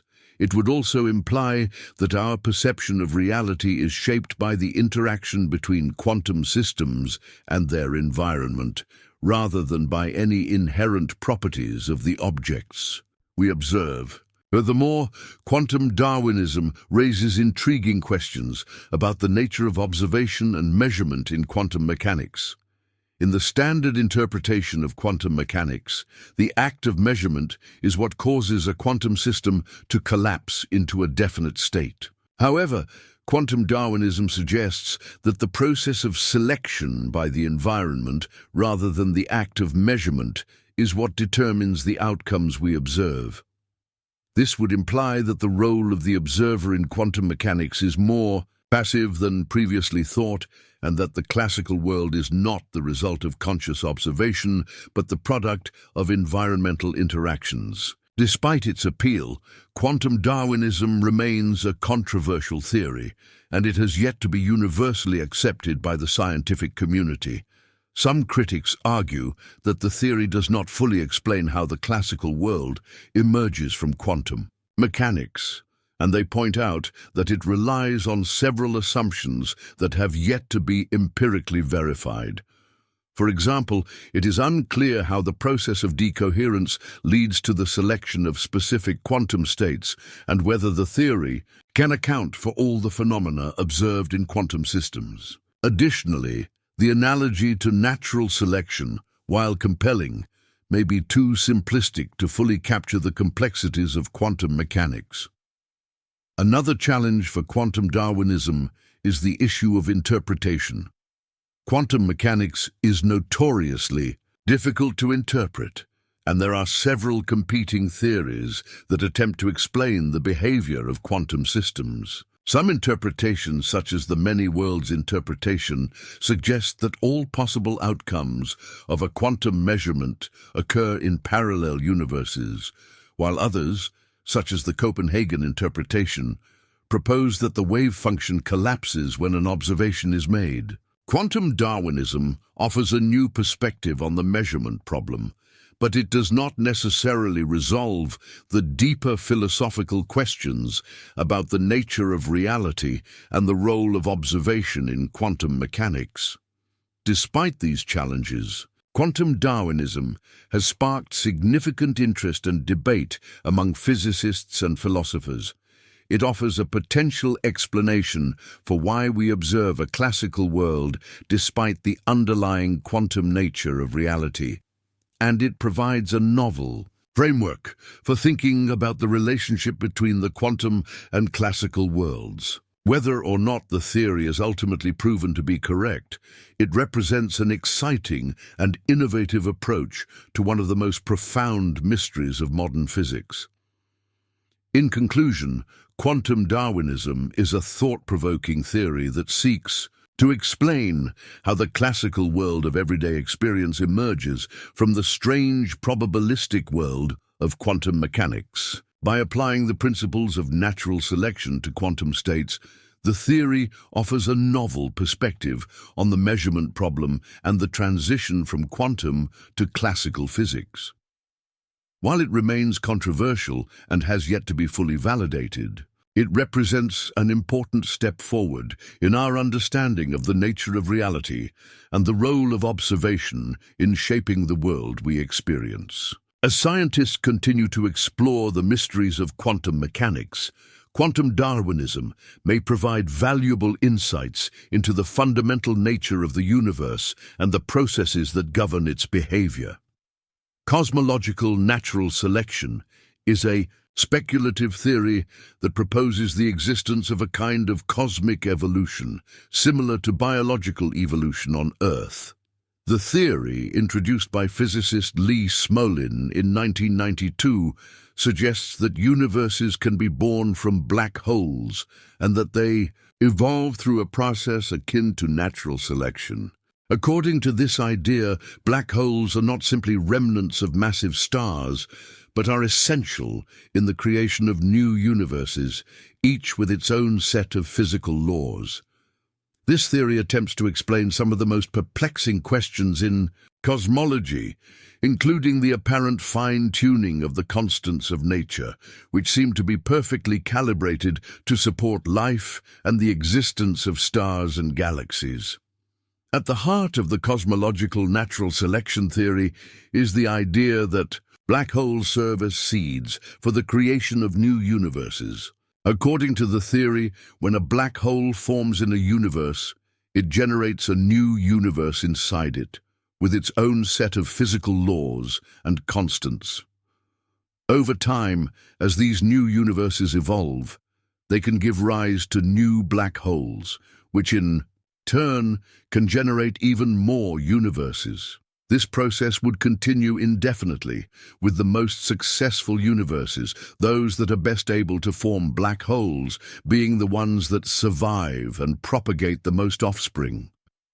This form of cosmic evolution would explain why the constants of nature in our own universe seem to be perfectly suited to the existence of life and complexity. One of the key ideas behind cosmological natural selection is that the physical laws of a universe are not fixed, but can vary from one universe to the next. Just as in biological evolution, where genetic mutations lead to variations in traits among different organisms, in this theory, the physical laws of a universe can mutate from one generation to the next. These mutations would be the result of the processes occurring inside black holes, which could cause the physical constants, such as the strength of gravity, the mass of elementary particles, and the cosmological constant, to differ slightly in each new universe. The universes that are best able to produce black holes would be the most fit, and thus more likely to survive and reproduce. The theory also suggests that the fine-tuning of the constants of nature in our universe may not be as improbable as it seems.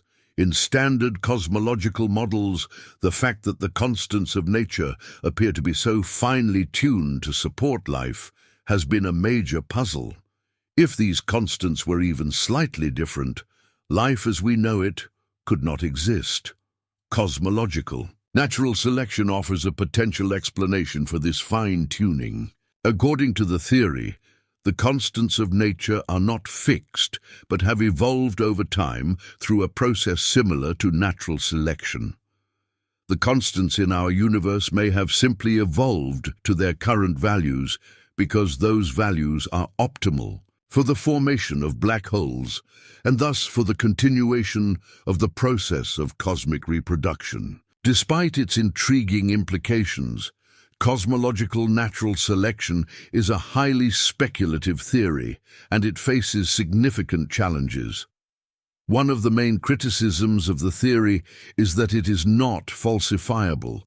There is currently no way to test whether or not new universes are actually created inside black holes. The idea that black holes give birth to new universes is based on the theoretical framework of general relativity and quantum mechanics, but there is no experimental evidence to support it.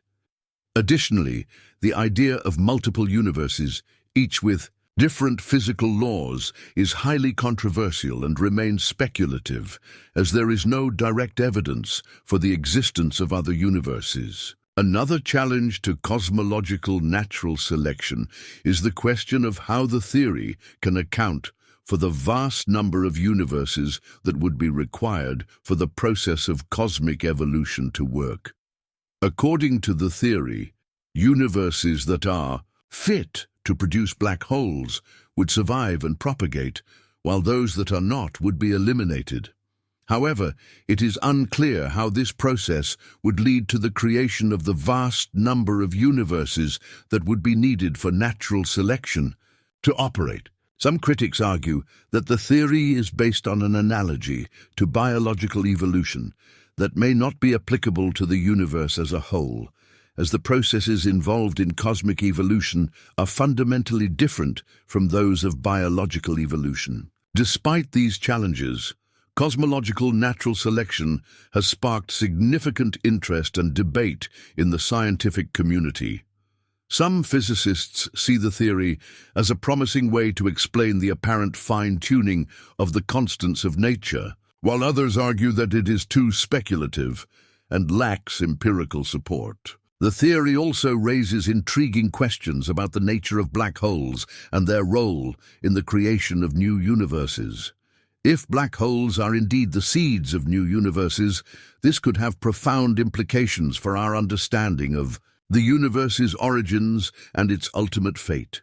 Cosmological natural selection also has philosophical implications, particularly in relation to the concept of a multiverse.